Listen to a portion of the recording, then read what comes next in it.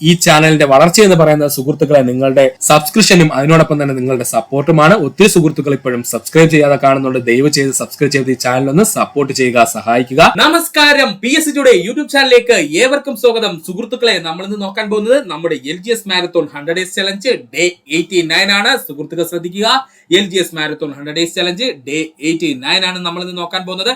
ഇന്ന് എന്തൊക്കെ പഠിക്കാനുണ്ടെന്ന് നമുക്കൊന്ന് നോക്കാം. സുഹൃത്തുക്കളെ, നമ്മൾ നോക്കാൻ പോകുന്നത് 2021 മുതൽ 2024 വരെയുള്ള കാലഘട്ടങ്ങളിൽ നടന്ന LGS ലെവൽ പരീക്ഷകളും അതിന്റെ ഉത്തരങ്ങളുമാണ്. ചോദ്യങ്ങളും ഉത്തരങ്ങളും മാത്രമേ നമ്മൾ പറയുന്നുള്ളൂ സുഹൃത്തുക്കളെ. എക്സ്പ്ലനേഷൻ ക്ലാസ്സുകൾ മറ്റൊരു രീതിയിൽ നമ്മൾ അപ്ലോഡ് ചെയ്യുന്നതാണ്. അപ്പോൾ സുഹൃത്തുക്കൾ ശ്രദ്ധിക്കുക, 2021 2024 കാലഘട്ടങ്ങൾക്കിടയിൽ നടന്ന LGS ലെവൽ പരീക്ഷകളും ഉത്തരങ്ങളും. നമ്മൾ ആദ്യമായി നോക്കാൻ പോകുന്നത് ഫാം വർക്കറിന്റെ ക്വസ്റ്റ്യൻ ആണ്. ശ്രദ്ധിക്കുക, ഫാം വർക്കർ. ഒന്നാമത്തെ ചോദ്യം, 1916 DK കാർവേ ഇന്ത്യയിൽ ആദ്യത്തെ വനിതാ സർവകലാശാല സ്ഥാപിച്ചത് എവിടെയാണ്? ഉത്തരം മഹാരാഷ്ട്രയാണ് കേട്ടോ. ശ്രദ്ധിച്ചോളൂ സുഹൃത്തുക്കളെ, ഇമ്പോർട്ടന്റ് ആണ്. 1916 DK കാർവേ ഇന്ത്യയിൽ ആദ്യത്തെ വനിതാ സർവകലാശാല എവിടെയാണ് സ്ഥാപിച്ചതെന്ന് ചോദിച്ചാൽ അത് മഹാരാഷ്ട്രയിലാണ്. ബംഗാളിലെ കർഷകർ നടത്തിയ സന്യാസി കലാപം പ്രമേയമാക്കി രചിച്ച നോവലുകളിൽ ശ്രദ്ധേയം ഏതാണ്? ഉത്തരം ആനന്ദമഠമാണ്. ആനന്ദമഠം രചിച്ചതാരാ? നമ്മുടെ ബങ്കിം ചന്ദ്ര ചാറ്റർജി ആണല്ലേ. അതും സുഹൃത്തുക്കൾക്ക് അറിയാവുന്ന പോയിന്റ് ആണ്. ആ ആനന്ദമഠം നോവലിലാണ് അദ്ദേഹം വന്ദേ മാതരം എന്ന് പറയുന്ന നമ്മുടെ ദേശീയ ഗീതം ഉൾപ്പെടുത്തിയത്. അതുകൂടെ ഒന്ന് ഓർത്ത് വെച്ചേക്കണം, ഇമ്പോർട്ടന്റ് ആണ്. അപ്പൊ ഒന്നുകൂടെ പറയാം സുഹൃത്തുക്കളെ, ബംഗാളിലെ കർഷകർ നടത്തിയ സന്യാസി കലാപം പ്രമേയമാക്കി രചിച്ച നോവലുകളിൽ ശ്രദ്ധേയം ഏതാണ്? ആനന്ദമഠമാണ്. അതുപോലെ തന്നെ ആനന്ദമഠത്തിലാണ് നമ്മുടെ വന്ദേ മാതരം എന്ന ദേശീയ ഗീതം ആദ്യമായി അച്ചടിച്ചു വന്നത്. പ്ലാസി യുദ്ധം ബ്രിട്ടീഷ് ഭരണത്തിന്റെ അടിത്തറ ഇട്ടെങ്കിൽ ജാലിയൻ വാലാബാഗ് സംഭവം ബ്രിട്ടീഷ് ഭരണത്തിന്റെ അടിത്തറ ഇളക്കിയിരിക്കുന്നു. ജാലിയൻ വാലാബാഗ് സംഭവത്തെ കുറിച്ച് ഇങ്ങനെ പ്രതികരിച്ചത് ആരാണ്? ഗാന്ധിജിയാണ്. പഠിച്ചോളനെ, ഇമ്പോർട്ടന്റ് ആണ്. പ്ലാസി യുദ്ധം ബ്രിട്ടീഷ് ഭരണത്തിന്റെ അടിത്തറ ഇട്ടെങ്കിൽ ജാലിയൻ വാലാബാഗ് സംഭവം ബ്രിട്ടീഷ് ഭരണത്തിന്റെ അടിത്തറ ഇളക്കി. ജാലിയൻ വാലാബാഗ് സംഭവത്തെ കുറിച്ച് ഇങ്ങനെ പ്രതികരിച്ചത് ആരാണ്? ഗാന്ധിജിയാണ്.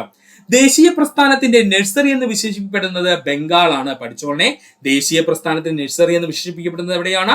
ബംഗാളിനെയാണ്. ദേശീയ സമരകാലത്തെ പ്രധാന പത്രമായ അൽ ഹിലാലിന് നേതൃത്വം നൽകിയത് മൗലാന അബ്ദുൽ കലാം ആസാദ്. ദേശീയ സമരകാലത്തെ പ്രധാന പത്രമായ അൽ ഹിലാലിന് നേതൃത്വം നൽകിയതാരാ? മൗലാന അബ്ദുൽ കലാം ആസാദ് ആണ്. ഒന്നുകൂടി പറയാം സുഹൃത്തുക്കളെ, ശ്രദ്ധിക്കുക. 1916 DK കാർവേ ഇന്ത്യയിലെ ആദ്യത്തെ വനിതാ സർവകലാശാല സ്ഥാപിച്ചത് എവിടെയാണ്? മഹാരാഷ്ട്രയിലാണ്. ബംഗാളിലെ കർഷകർ നടത്തിയ സന്യാസി കലാപം പ്രമേയമാക്കി രചിച്ച നോവലിൽ ശ്രദ്ധേയം ആനന്ദമഠം.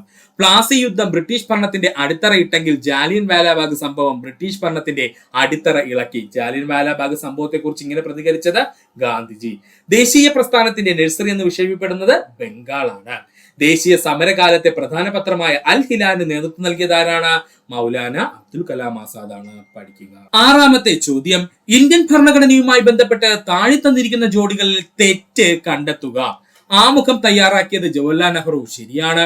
മൗലിക അവകാശങ്ങൾ ഭരണഘടനയുടെ ഭാഗം 3 കഴിഞ്ഞ ദിവസം നടന്ന LGSന്റെ പാർട്ട് 3 പറഞ്ഞ ക്വസ്റ്റ്യൻ ആണ്. അപ്പോൾ ഇങ്ങനെയുള്ള ചോദ്യങ്ങളൊക്കെ വ്യക്തമായിട്ട് പഠിച്ചു വെക്കണം. മൗലിക അവകാശങ്ങൾ ഭരണഘടനയുടെ 3 ഭാഗത്താണ്. ശരിയാണ്. നിർദ്ദേശക തത്വങ്ങൾ കൊണ്ടുവന്നത് മഹാത്മാഗാന്ധിജിയാണ്. അല്ലെ, മഹാത്മാഗാന്ധിജിയുടെ ആശയങ്ങളിൽ നിന്നും ഉൾത്തിരിഞ്ഞു വന്നതാണ് നിർദ്ദേശക തത്വങ്ങൾ എന്ന് പറയുന്നത്. ഇതിനകത്ത് തെറ്റേതാ? ലക്ഷ്യപ്രമേയം എന്ന് പറയുന്നത് ഡോക്ടർ BR അംബേദ്കറിന്റെതല്ല. ലക്ഷ്യപ്രമേയം പിന്നെ ആർക്കുള്ളതാ? ജവഹർലാൽ നെഹ്റുവിന്റേതാണ്. അപ്പൊ അതൊന്ന് പഠിച്ചു വെക്കുക. ഒന്നുകൂടി പറയാം, ഇന്ത്യൻ ഭരണഘടനയുമായി ബന്ധപ്പെട്ട് തന്നിരിക്കുന്ന ജോഡികളിൽ തെറ്റായത് കണ്ടെത്തുക എന്നായിരുന്നു ചോദ്യം. ആമുഖം ജവഹർലാൽ നെഹ്റു തന്നെയാണ്. മൗലിക അവകാശങ്ങൾ ഭരണഘടനയുടെ 3 ഭാഗത്താണ്. നിർദ്ദേശക തത്വങ്ങൾ മഹാത്മാഗാന്ധിജിയുടെ ആശയങ്ങളിൽ നിന്നും ഉൾത്തിരിഞ്ഞു വന്നതാണ്. എന്നാൽ ലക്ഷ്യപ്രമേയം ഡോക്ടർ BR അംബേദ്കർ ആണോ? അല്ല, പിന്നെ ആരാധ? ജവഹർലാൽ നെഹ്റു ആണ്. ഇന്ത്യൻ ഭരണഘടനയുടെ സവിശേഷതകൾ കണ്ടെത്തുക. ഒന്നെന്താണ്? ദൃഢവും അയവുമുള്ളതുമായ ഭരണഘടനയാണ്. അതുപോലെ ദ്വിമണ്ഡല നിയമനിർമ്മാണ സഭകളുണ്ട്. ശരിയാണ്. അതുപോലെ തന്നെ മാർഗനിർദ്ദേശക തത്വങ്ങൾ ഉൾപ്പെട്ടിട്ടുണ്ട്. അല്ലാതെ സംസ്ഥാനങ്ങൾക്ക് പ്രത്യേക ഭരണഘടന ഉണ്ടോ നമ്മുടെ ഇന്ത്യയിൽ? കേരള സംസ്ഥാനം ഇങ്ങനെ ഭരിക്കണം, അല്ലെങ്കിൽ നമ്മുടെ തമിഴ്നാട് ഇങ്ങനെ ഭരിക്കണം എന്നൊക്കെ പറഞ്ഞിട്ടുണ്ടോ? ഇല്ല. അപ്പൊ സംസ്ഥാനങ്ങൾക്ക് സ്വന്തമായിട്ട് ഒരു ഭരണഘടനയൊന്നും ഇല്ല. നമ്മുടെ ഇന്ത്യക്ക് ഒരേ ഒരു ഭരണഘടനയുള്ളൂ. ആ ഭരണഘടനയ്ക്ക് അനുസൃതമായിട്ട് സംസ്ഥാനങ്ങളെല്ലാം പ്രവർത്തിക്കേണ്ടതാണ്. അപ്പൊ ഒന്നുകൂടി പറയാൻ ശ്രദ്ധിക്കുക. ഇന്ത്യൻ ഭരണഘടനയുടെ സവിശേഷതകൾ കണ്ടെത്തുക എന്നായിരുന്നു ചോദ്യം. ദൃഢവും അയവുള്ളതുമായ ഭരണഘടനയാണ് ഇന്ത്യൻ ഭരണഘടന. ദ്വിമണ്ഡല നിയമനിർമ്മാണ സഭകളുണ്ട് ഇന്ത്യൻ ഭരണഘടനയ്ക്ക്. അതുപോലെ മാർഗനിർദ്ദേശക തത്വങ്ങളുമുണ്ട് ഇതിനകത്താണ് ഇന്ത്യൻ ഭരണഘടനയില്. അപ്പോൾ ഇതില്ലാത്തത് ഏതാ? സംസ്ഥാനങ്ങൾക്ക് പ്രത്യേകമായ ഒരു ഭരണഘടന ഇന്ത്യയിൽ ഇല്ല. അതുകൂടെ ഒന്ന് പഠിച്ചു വെക്കുക. എട്ടാമത്തെ ചോദ്യം, താഴെ തന്നിരിക്കുന്ന പ്രസ്താവനകൾ ഇന്ത്യയിലെ ഏത് ഭരണഘടനാ സ്ഥാപനത്തിന്റെ ചുമതലകളെ സൂചിപ്പിക്കുന്നു? നമുക്ക് നോക്കാം ഏതൊക്കെയാണ് പ്രസ്താവനകൾ എന്ന്. ഇംപീച്ച്മെന്റ് നടപടിക്രമങ്ങളിൽ ജുഡീഷ്യൽ അധികാരിയായി പ്രവർത്തിക്കുക, രാഷ്ട്രപതി ഉപരാഷ്ട്രപതി തിരഞ്ഞെടുപ്പുകളിൽ പങ്കാളിയാകുക, ഭരണഘടനാ ഭേദഗതികളും പരിഗണിക്കലും അംഗീകരിക്കലും. ഭരണഘടനാ ഭേദഗതി പരിഗണിക്കലും അംഗീകരിക്കലും ഇതൊക്കെ ആരാ ചെയ്യുന്നത്? നമ്മുടെ പാർലമെന്റിന്റെ ഉത്തരവാദിത്തങ്ങളാണ് അല്ലെങ്കിൽ ചുമതലകളാണ്. പഠിച്ചോളണേ. അപ്പോൾ പാർലമെന്റിന്റെ പ്രധാനപ്പെട്ട ചുമതലകൾ എന്തൊക്കെയാ സുഹൃത്തുക്കളെ? ഇംപീച്ച്മെന്റ് നടപടിക്രമങ്ങളിൽ ജുഡീഷ്യൽ അധികാരിയായി പ്രവർത്തിക്കുക, രാഷ്ട്രപതി ഉപരാഷ്ട്രപതി തിരഞ്ഞെടുപ്പുകളിൽ പങ്കാളിയാകുക, ഭരണഘടനാ ഭേദഗതി പരിഗണിക്കലും അംഗീകാരവും നൽകുന്നത് ആരാണ്? നമ്മുടെ പാർലമെന്റ് ആണ്. പഠിക്കുക. ഒന്നുകൂടി പറയാം സുഹൃത്തുക്കളെ, ശ്രദ്ധിക്കുക. ഇന്ത്യൻ ഭരണഘടനയുമായി ബന്ധപ്പെട്ട് തന്നിരിക്കുന്ന ജോഡിയിൽ തെറ്റായത് കണ്ടെത്തുക എന്നുള്ളതാണ് ആദ്യം നമ്മുടെ ചോദ്യം. ആമുഖം ജവഹർലാൽ നെഹ്റു തന്നെയാണ്. മൗലിക അവകാശങ്ങൾ ഭരണഘടനയുടെ 3-ാം ഭാഗത്താണ്. നിർദ്ദേശ തത്വങ്ങൾ എന്ന് പറയുന്നത് മഹാത്മാഗാന്ധിയുടെ ആശയത്തിൽ നിന്ന് ഉൾത്തിരിഞ്ഞു വന്നത് തന്നെയാണ്. ലക്ഷ്യപ്രമേയം എന്ന് പറയുന്നത് ഡോക്ടർ BR അംബേദ്കർ അല്ല, പിന്നെ ആരാ അത്? നമ്മുടെ ജവഹർലാൽ നെഹ്റു ആണ്. ഇന്ത്യൻ ഭരണഘടനയുടെ സവിശേഷതകൾ കണ്ടെത്തുക എന്ന് പറഞ്ഞാൽ എന്തൊക്കെയാണ് നമ്മുടെ ഇന്ത്യൻ ഭരണഘടന സവിശേഷതകൾ? ദൃഢവും അയവുള്ളതുമായ ഭരണഘടന, ദ്വിമണ്ഡല നിയമനിർമ്മാണ സഭകളുണ്ട്, അതുപോലെ മാർഗനിർദ്ദേശക തത്വങ്ങളും ഇന്ത്യൻ ഭരണഘടനയുടെ സവിശേഷതയാണ്. പഠിക്കുക. എട്ടാമത്തെ ചോദ്യം, താഴെ തന്നിരിക്കുന്ന പ്രസ്താവനകളിൽ ഇന്ത്യയിലെ ഏത് ഭരണഘടനാ സ്ഥാപനത്തിന്റെ ചുമതലകളെ സൂചിപ്പിക്കുന്നു എന്ന് ചോദിച്ചു കഴിഞ്ഞാൽ അത് പാർലമെന്റിന്റെയാണ്. അപ്പൊ പാർലമെന്റിന്റെ ചുമതലകൾ എന്തൊക്കെയാ? ഇംപീച്ച്മെന്റ് നടപടിക്രമങ്ങളിൽ ജുഡീഷ്യൽ അധികാരിയായി പ്രവർത്തിക്കുക, രാഷ്ട്രപതി ഉപരാഷ്ട്രപതി തിരഞ്ഞെടുപ്പിൽ പങ്കാളിയാകുക, ഭരണഘടന ഭേദഗതിയും പരിഗണിക്കലും അംഗീകരിക്കലും ആരുടെ ജോലിയാ? പാർലമെന്റിന്റെ ജോലിയാണ്. പഠിക്കുക. 9ാമത്തെ ചോദ്യം, താഴെ തന്നിരിക്കുന്നവയിൽ മൗലിക അവകാശങ്ങൾ കണ്ടെത്തുക. സാംസ്കാരികവും വിദ്യാഭ്യാസപരവുമായ അവകാശം ശരിയാണ്. മതസ്വാതന്ത്ര്യത്തിനുള്ള അവകാശം ശരിയാണ്. സൗജന്യ നിയമസഹായം അത് നമ്മുടെ മൗലിക അവകാശത്തിൽ വരുന്നതല്ല. ലഹരി വസ്തുക്കളുടെ നിരോധനം ഇത് നമ്മുടെ മൗലിക അവകാശത്തിൽ വരുന്നതല്ല. അപ്പൊ താഴെ തന്നിരിക്കുന്ന മൗലിക അവകാശങ്ങൾ കണ്ടെത്തുക എന്ന് പറഞ്ഞാൽ ഏതൊക്കെ അവകാശങ്ങള്? സാംസ്കാരികവും വിദ്യാഭ്യാസപരവുമായിട്ടുള്ള അവകാശം, മതസ്വാതന്ത്ര്യത്തിനുള്ള അവകാശം. ഇത് രണ്ടുമാണ് നമ്മുടെ മൗലിക അവകാശങ്ങളിൽ പ്രധാനമായിട്ടും ഉൾപ്പെടുന്നത്. പഠിക്കുക. 10ാമത്തെ ചോദ്യം, നിങ്ങൾ രാഷ്ട്രീയത്തിൽ സജീവമായി ഇടപെടാതിരിക്കുന്നതിന്റെ പരിണിത ഫലം നിങ്ങളെക്കാൾ മോശമായവർ നിങ്ങളെ ഭരിക്കുമെന്നതാണ്. ഇത് ആരുടെ വാക്കുകളാ? പ്ലേറ്റോയുടെ വാക്കുകളാണ്. പഠിച്ചോളെ. ഒരുപാട് തവണ PSC പ്രീവിയസ് ആയി ചോദിച്ച ചോദ്യമാണ്. പഠിക്കുക. നിങ്ങൾ രാഷ്ട്രീയത്തിൽ സജീവമായി ഇടപെടാതിരിക്കുന്നതിന്റെ പരിണിത ഫലം എന്ന് പറയുന്നത് നിങ്ങളെക്കാൾ മോശമായവർ നിങ്ങളെ ഭരിക്കുമെന്നതാണ്. ഇത് ആരുടെ വാക്കുകളാ? പ്ലേറ്റോയുടെ വാക്കുകളാണ്. താഴെ തന്നിരിക്കുന്ന കേരളത്തിലെ ഒരു നവോത്ഥാന നായകനെ കുറിച്ചുള്ളതാണ്. ആ നവോത്ഥാന നായകൻ ആരെന്ന് കണ്ടെത്താനാണ് ചോദിച്ചിരിക്കുന്നത്. നമുക്ക് നോക്കാം. അധസ്ഥിതർക്ക് ക്ഷേത്രപ്രവേശനവും സഞ്ചാര സ്വാതന്ത്ര്യവും അനുവദിക്കണമെന്ന് വാദിച്ചു. അധസ്ഥിതരോടൊപ്പം മിശ്ര ഭോജനം നടത്തി അവരുടെ സാമൂഹ്യ പുരോഗതിക്ക് വേണ്ടി പ്രവർത്തിച്ചു. വിദ്യയും വിത്തവും ഉണ്ടെങ്കിലേ മനുഷ്യ പുരോഗതി സാധ്യമാകൂ എന്ന് ഇദ്ദേഹം വിശ്വസിച്ചു. ശരിയായ ഉത്തരം ആരാണ്? ചട്ടമ്പി സ്വാമികളാണ് കേട്ടോ. ഒന്ന് പഠിച്ചു വെച്ചോളണേ. താഴെ തന്നിരിക്കുന്ന കേരളത്തിലെ ഒരു നവോത്ഥാന നായകനെ കുറിച്ചുള്ളതാണ്. അദ്ദേഹം ആരാണെന്നാണ് കണ്ടെത്താൻ പറഞ്ഞിരിക്കുന്നത്. അപ്പോൾ ഓരോന്നായിട്ട് നമുക്ക് നോക്കാം. അധസ്ഥിതർക്ക് ക്ഷേത്രപ്രവേശനവും സഞ്ചാര സ്വാതന്ത്ര്യവും അനുവദിക്കണമെന്ന് വാദിച്ചു. അധസ്ഥിതരോടൊപ്പം മിശ്രഭോജനം നടത്തി അവരുടെ സാമൂഹ്യ പുരോഗതിക്ക് വേണ്ടി പ്രവർത്തിച്ചു. വിദ്യയും വിത്തവും ഉണ്ടെങ്കിലേ മനുഷ്യ പുരോഗതി സാധ്യമാകൂ എന്ന് അദ്ദേഹം വിശ്വസിച്ചു. ഏതായിരുന്നു ആ നവോത്ഥാന നായകൻ? ചട്ടമ്പി സ്വാമികളാണ്. പഠിക്കുക. ഒന്നുകൂടി പറയാം സുഹൃത്തുക്കളെ, ശ്രദ്ധിക്കുക. താഴെ തന്നിരിക്കുന്നതിൽ നിന്ന് മൗലിക അവകാശങ്ങൾ കണ്ടെത്താൻ പറഞ്ഞു കഴിഞ്ഞാൽ സാംസ്കാരികവും വിദ്യാഭ്യാസപരവുമായ അവകാശവും മതസ്വാതന്ത്ര്യത്തിനുള്ള അവകാശവുമാണ്. നിങ്ങൾ രാഷ്ട്രീയത്തിൽ സജീവമായി ഇടപെടാതിരിക്കുന്നതിന്റെ പരിണിത ഫലം നിങ്ങളെക്കാൾ മോശമായവർ നിങ്ങളെ ഭരിക്കുമെന്നതാണ്. ഇത് ആരുടെ വാക്കുകളാ? പ്ലേറ്റോയുടെ വാക്കുകളാണ്. താഴെ തന്നിരിക്കുന്ന കേരളത്തിലെ ഒരു നവോത്ഥാന നായകനെ കുറിച്ചുള്ളതാണ്. അദ്ദേഹം ആരാണെന്ന് കണ്ടെത്താനാണ് ചോദിച്ചിരിക്കുന്നത്. അധസ്ഥിതർക്ക് ക്ഷേത്രപ്രവേശനവും സഞ്ചാര സ്വാതന്ത്ര്യവും അനുവദിക്കണമെന്ന് വാദിച്ചു. അധസ്ഥിതരോടൊപ്പം മിശ്രഭോജനം നടത്തി അവരുടെ സാമൂഹ്യ പുരോഗതിക്ക് വേണ്ടി പ്രവർത്തിച്ചു. വിദ്യയും വിത്തവും ഉണ്ടെങ്കിലേ മനുഷ്യ പുരോഗതി സാധ്യമാകൂ എന്ന് ഇദ്ദേഹം വിശ്വസിച്ചു. ഉത്തരമാരാ? ചട്ടമ്പി സ്വാമികളാണ്. 12ാമത്തെ ചോദ്യം, താഴെ തന്നിരിക്കുന്ന ജോഡികളിൽ തെറ്റ് കണ്ടെത്തുക. 1ാമത്തെ പോയിന്റ്, അയ്യങ്കാളി കല്ലുമാല സമരം ശരിയാണ്. ശ്രീനാരായണ ഗുരു അരിപ്പുറം ക്ഷേത്രപ്രതിഷ്ഠ ശരിയാണ്. വൈകുണ്ഠ സ്വാമികൾ ഐത്തത്തിനെതിരെ കിണറുകൾ കുഴിച്ചു. ആ കിണറുകൾ അറിയപ്പെട്ട പേരെന്താ? മുന്തിരി കിണറുകൾ എന്നായിരുന്നു. വൈകുണ്ഠസ്വാമികള് ഐത്തത്തിനെതിരെ കിണറുകൾ കുഴിച്ചു. ആ കിണറുകൾ അറിയപ്പെട്ട പേരെന്താ? മുന്തിരി കിണറുകൾ എന്ന്. പിന്നെ ഇവിടെ തെറ്റേതാ? സ്വദേശാഭിമാനി പത്രം സ്ഥാപിച്ചത് രാമകൃഷ്ണ പിള്ളയല്ല. തെറ്റല്ലേ, ഇമ്പോർട്ടന്റ് ആണ്. ഒത്തിരി സുഹൃത്തുക്കൾ തെറ്റിക്കുന്ന പോയിന്റാ പറഞ്ഞത്. സ്വദേശാഭിമാനി പത്രം സ്ഥാപിച്ചത് ആരാണ്? നമ്മുടെ വക്കം അബ്ദുൽ ഖാദർ മൗലവിയാണ്. വക്കം അബ്ദുൽ ഖാദർ മൗലവിയാണ് സ്വദേശാഭിമാനി പത്രം സ്ഥാപിച്ചത്. അതിന്റെ എഡിറ്റർ മാത്രമായിരുന്നു ആര്? രാമകൃഷ്ണ പിള്ള. അതുകൂടെ ഒന്ന് ഓർത്തു വെക്കുക. ലണ്ടൻ മിഷൻ സൊസൈറ്റി അഥവാ LMS മിഷണറി സംഘം കേരളത്തിൽ എവിടെയാണ് പ്രവർത്തിച്ചത്? ഉത്തരം തിരുവിതാംകൂർ. ലണ്ടൻ മിഷൻ സൊസൈറ്റി അഥവാ LMS മിഷണറി സംഘം കേരളത്തിൽ എവിടെയാ പ്രവർത്തിച്ചത്? അത് തിരുവിതാംകൂറിലായിരുന്നു. വൈക്കം സത്യാഗ്രഹത്തിനോട് പിന്തുണ പ്രഖ്യാപിച്ച് മന്നത്ത് പത്മനാഭന്റെ നേതൃത്വത്തിൽ സവർണജാഥ നടത്തിയത് 1924 നവംബർ മാസം 1-ാം തീയതി. പഠിച്ചോളനെ. വൈക്കം സത്യാഗ്രഹത്തിനോട് പിന്തുണ പ്രഖ്യാപിച്ച് മന്നത്ത് പത്മനാഭന്റെ നേതൃത്വത്തിൽ സവർണജാഥ നടന്നത് എന്നാണ്? 1924 നവംബർ മാസം 1-ാം തീയതിയാണ്. ഒന്നുകൂടി പറയാം സുഹൃത്തുക്കളെ, ശ്രദ്ധിക്കുക. തന്നിരിക്കുന്ന ജോഡിയിൽ തെറ്റ് കണ്ടെത്തുക. അയ്യങ്കാളി കല്ലുമാല സമരം ശരിയാണ്. ശ്രീനാരായണ ഗുരു അരിപ്പുറം ക്ഷേത്രപ്രതിഷ്ഠ ശരിയാണ്.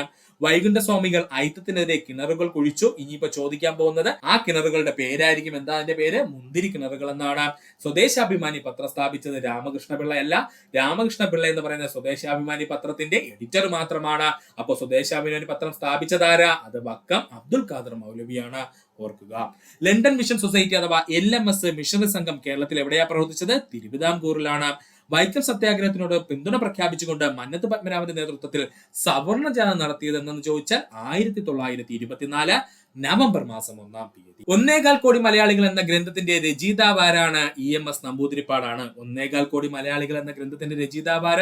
EMS നമ്പൂതിരിപ്പാടാണ്. ഈ 1.25 കോടി മലയാളികൾ എന്ന് പറയുന്ന ഗ്രന്ഥത്തിലാണ് ആദ്യമായിട്ട് മലയാളം സംസാരിക്കുന്നവർക്ക് എന്ത് വേണം? സ്വന്തമായിട്ടൊരു സംസ്ഥാനം വേണമെന്ന് പറഞ്ഞത് ഏതിലെന്ന് ചോദിച്ചു കഴിഞ്ഞാൽ, അല്ലെങ്കിൽ ഒരു സ്റ്റേറ്റ് വേണമെന്ന് പറഞ്ഞത് ഏതിലാണ്? ഈ 1.25 കോടി മലയാളികൾ എന്നുള്ള ഗ്രന്ഥത്തിലാണ് കേട്ടോ. അതുകൊണ്ടൊന്ന് ഓർത്തു വെച്ചിരിക്കുക. 16ാമത്തെ ചോദ്യം. 2024 നിലവിൽ വന്ന ലോകസഭ എത്രാമത്തെ ലോകസഭ എന്ന് ചോദിച്ചാൽ 18ാമത് ലോകസഭ. 2024 നിലവിൽ വന്ന ലോകസഭ എത്രാമത്തെ ലോകസഭയാ? 18ാമത്തെ ലോകസഭയാണ്. അതിൽ എത്ര വനിതാ മന്ത്രിമാരുണ്ടായിരുന്നു? 2 വനിതാ മന്ത്രിമാരുണ്ടായിരുന്നു. ആരൊക്കെയായിരുന്നു അത്? ഒന്ന് നമ്മുടെ അന്നപൂർണ ദേവിയും മറ്റൊരാൾ ആരാണ്? നിർമ്മല സീതാരാമനും. അതുകൊണ്ടൊന്ന് ഓർത്തു വെക്കണം. ഇനിയുള്ള ഒരു എക്സാമിന് ഉറപ്പായിട്ടും ആ ഒരു ചോദ്യം നിങ്ങൾക്ക് പ്രതീക്ഷിക്കാം. ഇപ്പോഴത്തെ കേന്ദ്ര വിദ്യാഭ്യാസ മന്ത്രി ആരാണ്? ഉത്തരം ധർമ്മേന്ദ്ര പ്രധാനാണ്. നമ്മൾ കോഡ് വെച്ചൊക്കെ പഠിച്ചതാണ്. ഇപ്പോഴത്തെ കേന്ദ്ര വിദ്യാഭ്യാസ മന്ത്രി ആരാണ്?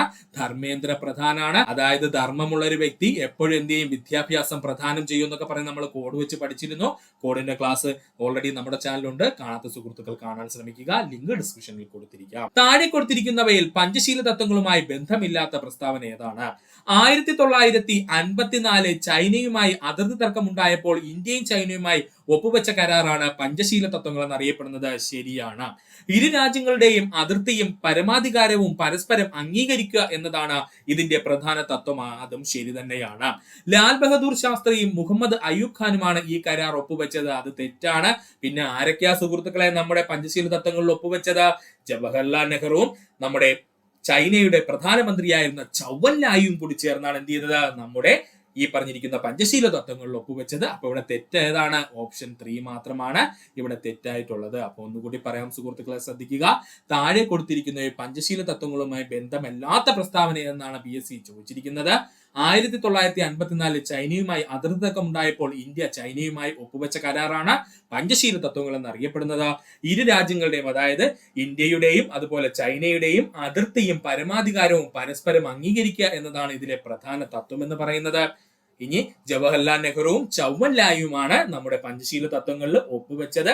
അതിൽ ഇന്ത്യൻ പ്രധാനമന്ത്രിയായിട്ട് ജവഹർലാൽ നെഹ്റുവും അതുപോലെ തന്നെ നമ്മുടെ ചൈനയുടെ പ്രധാനമന്ത്രിയായിട്ടുള്ള ചൗവൻലായും ഒന്നിച്ച് എന്ത് ചെയ്തു? ഈ കരാറ് ഒപ്പുവെച്ചതെന്ന് ഓർത്തു വെക്കുക. 19ാമത്തെ ചോദ്യം.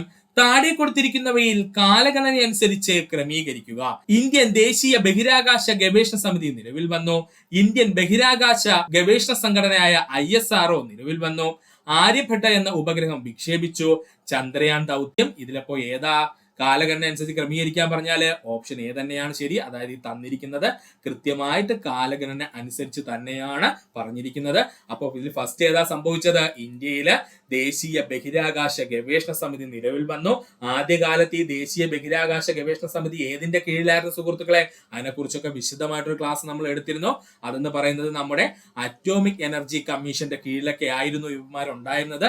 അതിനുശേഷമാണ് നമ്മുടെ ഇന്ത്യൻ ദേശീയ ബഹിരാകാശ ഗവേഷണ സംഘടന എന്ന പേരില് 1969 ആര് നിലവിൽ വരുന്നു? നമ്മുടെ ISRO നിലവിൽ വരുന്നു. അതിനുശേഷം എന്ത് ചെയ്യുന്നു? നമ്മൾ ആര്യഭട്ട എന്ന ഉപഗ്രഹം വിക്ഷേപിക്കുന്നു. അതിനുശേഷം ചന്ദ്രയാൻ ദൗത്യം വരുന്നു. ഇങ്ങനെയാണ് അതിന്റെ കാലഗണന അനുസരിച്ച് നമ്മൾ അറേഞ്ച് ചെയ്യാനുള്ളത്. ഒന്ന് പഠിച്ചു വെക്കുക, ഇമ്പോർട്ടന്റ് ആണ്. ഒന്നുകൂടെ പറഞ്ഞു തരാം, ഒരു കൺഫ്യൂഷനും വേണ്ട. താഴെ കൊടുത്തിരിക്കുന്നവയെ കാലഗണനയ്ക്കനുസരിച്ച് ക്രമീകരിക്കാനാണ് പറഞ്ഞിരിക്കുന്നത്. ആദ്യമായിട്ട് ഇന്ത്യയിലെ ദേശീയ ബഹിരാകാശ ഗവേഷണ സമിതി നിലവിൽ വന്നു. രണ്ടാമത്തെ പോയിന്റ് എന്താ? ഇന്ത്യയിൽ ദേശീയ ബഹിരാകാശ ഗവേഷണ സംഘടന അഥവാ ISRO 1969 നിലവിൽ വന്നു. അതിനുശേഷം ആര്യഭട്ട എന്ന ഉപഗ്രഹം വിക്ഷേപിക്കപ്പെട്ടു. പിന്നെന്താ വന്നത്? ചന്ദ്രയാൻ ദൗത്യം നടക്കുകയും ചെയ്തു. അപ്പൊ ഇങ്ങനെ ഒന്ന് പഠിച്ചു വെക്കുക. 20ാമത്തെ ചോദ്യം, സ്വാതന്ത്ര്യാനന്തര ഇന്ത്യയിലെ പ്രധാന ഇരുമ്പുരുക്ക് ശാലകളും അവ രൂപീകരിക്കാൻ സഹായിച്ച രാജ്യങ്ങളുമാണ് താഴെ കൊടുത്തിരിക്കുന്നത്. ഇതിൽ തെറ്റായ ജോഡി ഏതെന്നാണ് ചോദിച്ചിരിക്കുന്നത്. ഭിലായ് എന്ന് പറയുന്നത് സോവിയറ്റ് യൂണിയൻ, ശരിയാണ്. റൂക്കേല എന്ന് പറയുന്നത് ജർമ്മനി, ശരിയാണ്. ദുർഗാപൂർ എന്ന് പറയുന്നത് ബ്രിട്ടൻ ആണ്, അതും ശരിയാണ്. ബൊക്കാറോ എന്ന് പറയുന്നത് ഫ്രാൻസ് അല്ല, അത് തെറ്റാണ്. ബൊക്കാറോയെ സഹായിച്ച രാജ്യം ഏതാ സുഹൃത്തുക്കളെ? അത് റഷ്യയാണ്. അത് ഓർത്ത് വെച്ചിരിക്കുക, ഇമ്പോർട്ടന്റ് ആണ്. സ്ഥിരം PSCയുടെ ചോദ്യമാണ് ഈ പറഞ്ഞത്. ഒന്നുകൂടെ പറയാം, സ്വാതന്ത്ര്യാനന്തര ഇന്ത്യയിലെ പ്രധാന ഇരുമ്പുരുക്ക് ശാലകളും അവയുടെ രൂപീകരിക്കാൻ സഹായിച്ച രാജ്യങ്ങളുമാണ് താഴെ കൊടുത്തിരിക്കുന്നത്. ഇതിൽ തെറ്റായ ജോഡി കണ്ടെത്താനാണ് പറഞ്ഞിരിക്കുന്നത്. ഭിലായെ സഹായിച്ചത് സോവിയറ്റ് യൂണിയൻ അല്ലെങ്കിൽ റഷ്യ തന്നെയാണ്. റൂക്കേലയ്ക്ക് വേണ്ടി സഹായിച്ചത് ജർമ്മനിയാണ്. ദുർഗാപൂരിനെ സഹായിച്ചത് ബ്രിട്ടൻ ആണ്. എന്നാൽ ബൊക്കാറോയെ സഹായിച്ചത് ആരാ? അത് റഷ്യയാണ്. ഇത് പഠിക്കാൻ ഒരു കോഡ് പറഞ്ഞുതരാൻ സുഹൃത്തുക്കളെ, സിമ്പിൾ ആണ്. DBRG എന്നങ്ങ് പഠിച്ചു വെക്കുക. വളരെ ഈസി അല്ലേ? DBRG എന്നങ്ങ് പഠിച്ചു വെക്കുക. ഡി എന്ന് പറഞ്ഞു കഴിഞ്ഞാൽ ദുർഗാപൂരിനെ സഹായിച്ചത് ആരാ? ബ്രിട്ടൻ ആണ്. ബി എന്ന് പറഞ്ഞു കഴിഞ്ഞാൽ രണ്ട് പ്രധാനപ്പെട്ട ഇരുമ്പുരുക്ക് ശാലകൾ വരുന്നു. ഒന്ന് ഭിലായും മറ്റൊന്ന് ബൊക്കാറോയും. സഹായിച്ച രാജ്യം ഏതാ? തൊട്ടടുത്ത് നിന്ന് 6 ആണ്, അതുകൊണ്ട് അത് റഷ്യയാണ്. ഇനി 6 തുടങ്ങുന്ന ഇരുമ്പുരുക്ക് ശാല ഏതാ സുഹൃത്തുക്കളെ? അത് റൂക്കേലയാണ്. റൂക്കേലയെ സഹായിച്ചത് ആരാ? തൊട്ടടുത്ത് നടക്കുന്ന G ആണ്, അതുകൊണ്ട് ആരാ? ജർമ്മനിയാണ്. ഇങ്ങനെ അങ്ങ് പഠിച്ചു വെക്കുക. ഈ DBRG എന്നൊരു ഒറ്റ കോഡ് കൊണ്ട് സുഹൃത്തുക്കൾക്ക് 1 മാർക്ക് സുഖമായിട്ട് നേടാം. അതുകൊണ്ട് ഈ കോഡങ്ങ് പഠിച്ചു വെക്കുക. യാതൊരുവിധ കൺഫ്യൂഷനും നിങ്ങൾക്ക് ഉണ്ടാകില്ല. 21ാമത്തെ ചോദ്യം, ആസൂത്രണ കമ്മീഷൻ ഇന്ത്യയിൽ നടപ്പിലാക്കിയ 1ാം പഞ്ചവത്സര പദ്ധതിയുമായി ബന്ധപ്പെട്ട ശരിയായ പ്രസ്താവന ഏത് എന്നാണ് ചോദിച്ചിരിക്കുന്നത്. നമുക്ക് നോക്കാം. 1951-56 കാലഘട്ടത്തിലാണ് ഈ പദ്ധതിയുടെ കാലയളവ് എന്ന് പറയുന്നത്. ശരിയാണ്, 1ാം പഞ്ചവത്സര പദ്ധതിയാണ്. ശ്രദ്ധിച്ചോളണേ. വ്യാവസായിക വികസനത്തിന് ഊന്നൽ നൽകി. അത് തെറ്റല്ലേ സുഹൃത്തുക്കളെ? 1ാം പഞ്ചവത്സര പദ്ധതി എന്തിനാ നമ്മൾ ഊന്നൽ നൽകിയിരിക്കുന്നത്? അത് കാർഷിക മേഖലയ്ക്കായിരുന്നു അല്ലേ? നമ്മൾ എല്ലാവർക്കും അറിയാവുന്നതാണ്. കാർഷിക മേഖലയ്ക്കാണ് 1ാം പഞ്ചവത്സര പദ്ധതി ഊന്നൽ നൽകിയിരിക്കുന്നത്. കാർഷിക മേഖലയുടെ സമഗ്ര വികസനത്തിന് ഊന്നൽ നൽകി നമ്മൾ ഓൾറെഡി പറഞ്ഞു കഴിഞ്ഞു. അതുപോലെ തന്നെ ഹരോൾഡ് ഡോമർ മാതൃക എന്നറിയപ്പെടുന്നത് ഏതാണ്? അത് നമ്മുടെ 1ാം പഞ്ചവത്സര പദ്ധതിയാണ്. അപ്പൊ ഇവിടെ തെറ്റാരാ? ഈ പറഞ്ഞിരിക്കുന്ന രണ്ടാമത്തതാണ്. അപ്പൊ ശരിയായ ഉത്തരം ഓപ്ഷൻ ബി 1, 3, 4 ഇവിടെ ശരിയെന്ന് പറയുന്നത്. അപ്പോൾ ആസൂത്രണ കമ്മീഷൻ ഇന്ത്യയിൽ നടപ്പിലാക്കി 1ാം പഞ്ചവത്സര പദ്ധതിയുമായി ബന്ധപ്പെട്ട ശരിയായ പ്രസ്താവനകൾ ഏതൊക്കെയാണ്? 1951-1956 പദ്ധതിയുടെ കാലയളവാണ്. കാർഷിക മേഖലയുടെ സമഗ്ര വികസനത്തിന് ഊന്നൽ നൽകിയ പദ്ധതിയാണ് 1ാം പഞ്ചവത്സര പദ്ധതി. ഹരോൾഡ് ഡോമർ മാതൃക എന്ന പേരിൽ അറിയപ്പെടുന്നത് 1ാം പഞ്ചവത്സര പദ്ധതിയാണ്. ഇങ്ങനെ എടുത്ത് എന്താണ് പറയുന്നതെന്ന് ചോദിച്ചാൽ ഇതിൽ പറഞ്ഞിരിക്കുന്ന ഏതെങ്കിലും ഒരു പോയിന്റ് PSC എടുത്ത് അടുത്ത തവണത്തെ ക്വസ്റ്റ്യൻ ആക്കി മാറ്റും. അതാണ് ഇപ്പോഴത്തെ PSCയുടെ ട്രെൻഡ് എന്ന് പറയുന്നത്. അതുകൊണ്ടാണ് സുഹൃത്തുക്കളെ ഈ ഓപ്ഷൻസ് എല്ലാം കൃത്യമായിട്ട് വായിച്ചു പോകുന്നത്. അണക്കെട്ടുകൾ ഇന്ത്യയുടെ വികസനത്തിന്റെ മഹാക്ഷേത്രങ്ങളാണ്. ഇത് ആരുടെ വാക്കുകളാ? ജവഹർലാൽ നെഹ്റുവിന്റെ വാക്കുകളാണ് കേട്ടോ. അണക്കെട്ടുകൾ ഇന്ത്യയുടെ വികസനത്തിന്റെ മഹാക്ഷേത്രങ്ങളാണ് എന്ന് ഇത് ആരുടെ വാക്കുകളായിരുന്നു? ജവഹർലാൽ നെഹ്റുവിന്റെ വാക്കുകളായിരുന്നു. നീതി ആയോഗിന്റെ ഇപ്പോഴത്തെ വൈസ് ചെയർമാൻ ആരാ സുഹൃത്തുക്കളെ? സുമൻ ബെറിയാണ്. എപ്പോഴും PSC ചോദിച്ചുകൊണ്ടിരിക്കുന്ന ചോദ്യമാണ്. നീതി ആയോഗിന്റെ ഇപ്പോഴത്തെ വൈസ് ചെയർമാൻ ആരാ? സുമൻ ബെറിയാണ്. ഇനി നമ്മുടെ നീതി ആയോഗിന്റെ ഇപ്പോഴത്തെ CEO ആരാ സുഹൃത്തുക്കളെ? CEO അത് BVR സുബ്രഹ്മണ്യമാണ്. എല്ലാവർക്കും കൺഫ്യൂഷൻ ഉണ്ടാകുന്നതാണ്. CEO ആരാണ്? BVR സുബ്രഹ്മണ്യമാണ്. ഇനി നീതി ആയോഗിന്റെ വൈസ് ചെയർമാൻ ആരാണ്? സുമൻ ബെറിയാണ്. ഇനി നീതി ആയോഗിന്റെ ചെയർമാൻ ചോദിക്കുന്നെങ്കിൽ അതാരാ? നരേന്ദ്രമോദിയാണ്. അപ്പോൾ ചെയർമാൻ ഓക്കെ ആയേ, ചെയർമാൻ നരേന്ദ്രമോദി, വൈസ് ചെയർമാൻ ആരാ? സുമൻ ബെറി. ഇനി CEO ആരാണ്? BRV സുബ്രഹ്മണ്യമാണ്. പഠിക്കുക. 24ാമത്തെ ചോദ്യം, ചന്ദ്രയാൻ 3 പേടകം ചന്ദ്രന്റെ ദക്ഷിണ ധ്രുവത്തിൽ ഇറങ്ങിയത് 2023 ഓഗസ്റ്റ് മാസം 23-ാം തീയതി. ചന്ദ്രയാൻ 3 പേടകം ചന്ദ്രന്റെ ദക്ഷിണ ധ്രുവത്തിൽ ഇറങ്ങിയതെന്ന 2023 ഓഗസ്റ്റ് 23. അതുകൊണ്ട് തന്നെ നമ്മൾ ഓഗസ്റ്റ് 23-നെ ദേശീയ ബഹിരാകാശ ദിനമായിട്ട് ആചരിച്ചു വരുന്നു. അതുകൊണ്ട് ഒന്ന് പഠിച്ചു വെച്ചോണേ. ചന്ദ്രയാൻ 3 പേടകം ചന്ദ്രന്റെ ദക്ഷിണ ധ്രുവത്തിൽ ഇറങ്ങിയതെന്ന 2023 ആഗസ്റ്റ് മാസം 23-ാം തീയതിയാണ്. അതുകൊണ്ട് തന്നെ ആഗസ്റ്റ് 23-നെ നമ്മൾ ദേശീയ ബഹിരാകാശ ദിനമായിട്ട് ആചരിക്കുന്നു. അപ്പോ ഇന്ത്യയുടെ ദേശീയ ബഹിരാകാശ ദിനം എന്ന ആഗസ്റ്റ് 23-ാം തീയതിയാണ്. 25ാമത്തെ ചോദ്യം, താഴെ പറയുന്നവയിൽ ഇന്ത്യയുടെ കിഴക്കൻ മലനിരകൾ ഉൾപ്പെടുന്നത് കണ്ടെത്തുക. ആരൊക്കെയാ കിഴക്കൻ മലനിരകൾ ഉൾപ്പെടുന്നത്? പറ്റ്കായ് ഭൂമ്, അതുപോലെ തന്നെ മീസോ കുന്നുകള്, അതുപോലെ ഖാസി ഖാരോ കുന്നുകള്. മറക്കരുത്, താഴെ തന്നിരിക്കുന്ന ഇന്ത്യയുടെ കിഴക്കൻ മലനിരകൾ ഉൾപ്പെടുന്നത് ഏതൊക്കെയെന്ന് ചോദിച്ചാല് ഒന്ന് പറ്റ്കായ് ഭൂമ്, അതുപോലെ മീസോ കുന്നുകള്, ഖാസി ഖാരോ കുന്നുകള്. അതിനോടൊപ്പം തന്നെ ഒരു കുന്നുകൂടെ അങ്ങ് പഠിച്ചു വെച്ചോളാം, ജയന്തിയ കുന്നുകള്. ഇതും PSC ചോദിച്ചുള്ളതാണ്. ഖാസി ഖാരോ ജയന്തിയ കുന്നുകളും മീസോ കുന്നുകളും പറ്റ്കായ് ഭൂമും നമ്മുടെ ഇന്ത്യയുടെ കിഴക്കൻ മലനിരകളിൽ ഉൾപ്പെടുന്നതാണ് കേട്ടോ, ഓർത്ത് വെക്കുക. അങ്ങനെയാണ് എങ്കിൽ ഹിമാദ്രി ഏതിലാ സുഹൃത്തുക്കളെ വരുന്നത്? ഹിമാദ്രി എന്ന് പറയുന്നത് നമ്മുടെ ഹിമാലയത്തിന്റെ ഭാഗമാണ് കേട്ടോ. ഹിമാലയത്തിന്റെ ഭാഗമായിട്ട് വരുന്ന മലനിരകളിൽ ഒന്നാണ് എന്തെന്ന് പറയുന്നത്? ഹിമാദ്രി എന്ന് പറയുന്നത്. അതിൽ ഏതൊക്കെയാ വരുന്നത്? ഹിമാദ്രി, സിവാലിക്, അതുപോലെ തന്നെ ഹിമാചൽ അല്ലെ, ഇതൊക്കെ നമ്മൾ പഠിച്ചിട്ടുള്ളതാണ്. ഇതെല്ലാം ഏതിന്റെ ഭാഗമാ? അത് ഹിമാലയത്തിന്റെ ഭാഗമാണ്. എന്നാൽ ഇപ്പൊ ഈ ബാക്കി പറഞ്ഞിട്ടുള്ള പറ്റ്കായ് ഭൂമ്, മീസോ കുന്നുകള്, ഖാസി ഖാരോ ജയന്തിയ കുന്നുകളൊക്കെ ഏതിന്റെ ഭാഗമാണ്? അത് ഇന്ത്യൻ കിഴക്കൻ മലനിരകളുടെ ഭാഗമാണ്. പഠിക്കുക. 26ാമത്തെ ചോദ്യം, ഇന്ത്യയുടെ പടിഞ്ഞാറൻ തീര സമതലവുമായി ബന്ധപ്പെട്ട പ്രസ്താവനയിൽ ശരിയല്ലാത്തത് കണ്ടെത്തുക. റാൻ ഓഫ് കച്ച് മുതൽ കന്യാകുമാരി വരെയാണ് ഇന്ത്യയുടെ പടിഞ്ഞാറൻ തീരം സ്ഥിതി ചെയ്യുന്നത്. ശരിയായ പോയിന്റ്. ഡെൽറ്റകൾ രൂപീകരണം നടക്കുന്നു. തെറ്റാണ്. നമ്മുടെ പടിഞ്ഞാറൻ തീര സമതലത്തില് ഡെൽറ്റയുടെ രൂപീകരണം നടക്കുന്നില്ല. കാരണം എന്തെന്ന് ചോദിച്ചാൽ ഒന്നുമില്ല, വളരെ വേഗതയേറിയ നദികളൊന്നും എവിടെ വന്ന് ഒഴുകി ചേരുന്നില്ല, നമ്മുടെ പടിഞ്ഞാറൻ തീര സമതലത്തിൽ വന്ന് ചേരുന്നില്ല. അതുകൊണ്ട് തന്നെ ഡെൽറ്റ രൂപീകരണം നടക്കുന്നില്ല. അതുപോലെ തന്നെ ഈ അവശിഷ്ടങ്ങളുടെ അളവെന്ന് പറയുന്നത് വളരെ കുറവായിരിക്കും ഈ പടിഞ്ഞാറൻ തീര സമതലത്തിൽ വന്നു ചേരുന്ന നദികള്. അതും ഒരു കാരണമാണ് ഡെൽറ്റ രൂപീകരണം തടയുന്നതിന്. ഡെൽറ്റകൾ മൊത്തം രൂപീകരിക്കുന്നത് എവിടെയെന്ന് ചോദിച്ചു കഴിഞ്ഞാൽ അത് കിഴക്കൻ തീര സമതലത്തിന്റെ ഭാഗമാണ്. പകരം നമ്മുടെ ഇവിടെ എന്തൊക്കെയാ ഉണ്ടാകുന്നത്? അഴികളും അതുപോലെ തന്നെ പൊഴികളും കാണപ്പെടുന്നത് എവിടെയെന്ന് ചോദിച്ചാൽ പടിഞ്ഞാറൻ തീരസമതലത്താണ്. പഠിച്ചോളനെ, അഴികളും പൊഴികളും കാണപ്പെടുന്നത് എവിടെയാണ്? പടിഞ്ഞാറൻ തീരസമതലത്തിന്റെ ഭാഗമായാണ്. കായലുകളും അഴിമുഖങ്ങളും കാണപ്പെടുന്നു. അതും ശരിയാണ്. നമ്മുടെ കായലുകളും അഴിമുഖങ്ങളും കാണപ്പെടുന്നത് പടിഞ്ഞാറൻ തീരസമതലത്തിന്റെ ഭാഗമാണ്. താരതമ്യേന വീതി കുറവാണ് കേട്ടോ. ഏതിനാണ്? പടിഞ്ഞാറൻ തീരസമതലത്തിന് താരതമ്യേന വീതി കുറവാണ്. എന്താണ്? പടിഞ്ഞാറൻ തീരസമതലത്തിന്. ഇപ്പൊ നമ്മൾ ഈ പറഞ്ഞിരിക്കുന്ന തെറ്റായിട്ടുള്ള പോയിന്റ്സ് കൂടെ ശരിയാക്കിയിട്ടുണ്ട്. അപ്പൊ നമുക്ക് ഒന്നുകൂടെ വായിക്കാം. ഇന്ത്യയുടെ പടിഞ്ഞാറൻ തീരസമതലവുമായി ബന്ധപ്പെട്ട പ്രസ്താവനയിൽ ശരിയല്ലാത്തത് എന്നാണ് കണ്ടെത്താൻ പറഞ്ഞത്. നമ്മൾ അതിനെല്ലാം ശരിയാക്കിയിട്ടുണ്ട്. അപ്പൊ നമുക്ക് ഓരോന്നായിട്ട് വായിക്കാം. റാൻ ഓഫ് കച്ച് മുതൽ കന്യാകുമാരി വരെ നീണ്ടു കിടക്കുന്നു. ആരാണ്? പടിഞ്ഞാറൻ തീരസമതലം. അതായത് ഗുജറാത്ത് സംസ്ഥാനം മുതൽ ഇങ്ങ് വന്ന് തമിഴ്നാട് സംസ്ഥാനം വരെ നീണ്ടു കിടക്കുന്നതാണ് ആരെന്ന് പറയുന്നത്? നമ്മുടെ പടിഞ്ഞാറൻ തീരസമതലം. ഇനി ഡെൽറ്റകൾ രൂപീകരിക്കുന്നുണ്ടോ? ഇല്ല. ഡെൽറ്റകൾ രൂപീകരിക്കുന്നത് എവിടെയാ? കിഴക്കൻ തീരസമതലത്തിലാണ്. പടിഞ്ഞാറൻ തീരസമതലത്തിൽ ഉണ്ടാകുന്ന എന്തൊക്കെയാ? പൊഴികളും അഴികളുമാണ്. കായലുകളും അഴിമുഖങ്ങളും കാണപ്പെടുന്നത് പടിഞ്ഞാറൻ തീരസമതലത്തിന്റെ ഭാഗമായി. അതുപോലെ തന്നെ താരതമ്യേന വീതി കുറവാണ് പടിഞ്ഞാറൻ തീരസമതലം, താരതമ്യേന വീതി കൂടുതലാണ് കിഴക്കൻ തീരസമതലം. ഇതുകൂടെ ഒന്ന് ഓർത്തു വെക്കുക. 27ാമത്തെ ചോദ്യം, ആൻഡമാൻ നിക്കോബാർ ദ്വീപ സമൂഹവുമായി ബന്ധപ്പെട്ട പ്രസ്താവനയിൽ ശരിയായത് കണ്ടെത്താനാണ് ചോദിച്ചിരിക്കുന്നത്. അറബിക്കടലിലാണ് ഈ ദ്വീപ സമൂഹം കാണപ്പെടുന്നത്. തെറ്റാണ്. ആൻഡമാൻ നിക്കോബാർ ദ്വീപുകൾ എവിടെയാ സുഹൃത്തുക്കളെ കാണപ്പെടുന്നത്? അത് നമ്മുടെ ബംഗാൾ ഉൾക്കടലിലാണ് കാണപ്പെടുന്നത് അല്ലെ. അപ്പൊ ബംഗാൾ ഉൾക്കടലിന്റെ ഭാഗമായിട്ടാണ് ആര് കാണപ്പെടുന്നത്? ആൻഡമാൻ നിക്കോബാർ ദ്വീപുകൾ കാണപ്പെടുന്നത്. ഏകദേശം 200 ദ്വീപുകൾ ഉൾപ്പെടുന്നതാണ് ആൻഡമാൻ. ശരിയായ ഉത്തരമാണ്. ഏകദേശം കുഞ്ഞു 200ഓളം ദ്വീപുകൾ ഉൾപ്പെടുന്നതാണ് ആൻഡമാൻ എന്ന് പറയുന്നത്. പോർട്ട് ബ്ലെയർ ആണ് ഈ ദ്വീപ സമൂഹത്തിന്റെ തലസ്ഥാനം. ശരിയാണ്. പോർട്ട് ബ്ലെയർ ആണ് ഈ ദ്വീപ സമൂഹത്തിന്റെ തലസ്ഥാനം എന്ന് പറയുന്നത്. പറയുന്നത്. പോർട്ട് ബ്ലെയറിന്റെ പേര് ഇപ്പൊ മാറ്റിയിട്ടുണ്ട്. എന്താ പുതിയ പേര് സുഹൃത്തുക്കളെ? ശ്രീ വിജയപുരം എന്നാണ് അല്ലേ സുഹൃത്തുക്കളെ? എല്ലാവർക്കും അറിയായിരിക്കും. ശ്രീ വിജയപുരം എന്നാണ് നമ്മുടെ പോർട്ട് ബ്ലെയറിന് പുതിയ നാമം നൽകിയിരിക്കുന്നത്. അതുകൂടെ ഒന്ന് ഓർത്ത് വെച്ചേക്കുക. 36 ദ്വീപുകൾ ഉൾപ്പെടുന്നതാണ് നിക്കോബാർ ദ്വീപ്. അതും തെറ്റാണ് കേട്ടോ. 36 ദ്വീപുകളല്ല നിക്കോബാർ ദ്വീപിന്റെ ഭാഗമായിട്ടുള്ളത്. ഏകദേശം 22 ദ്വീപുകൾ ചേർന്നതാണ് നിക്കോബാർ ദ്വീപ് എന്ന് പറയുന്നത് കേട്ടോ. അപ്പൊ ഇപ്പോൾ നമ്മൾ ഈ തെറ്റുകളെല്ലാം ശരിയാക്കി എടുത്തിട്ടുണ്ട്. അപ്പൊ നമുക്ക് നോക്കാം.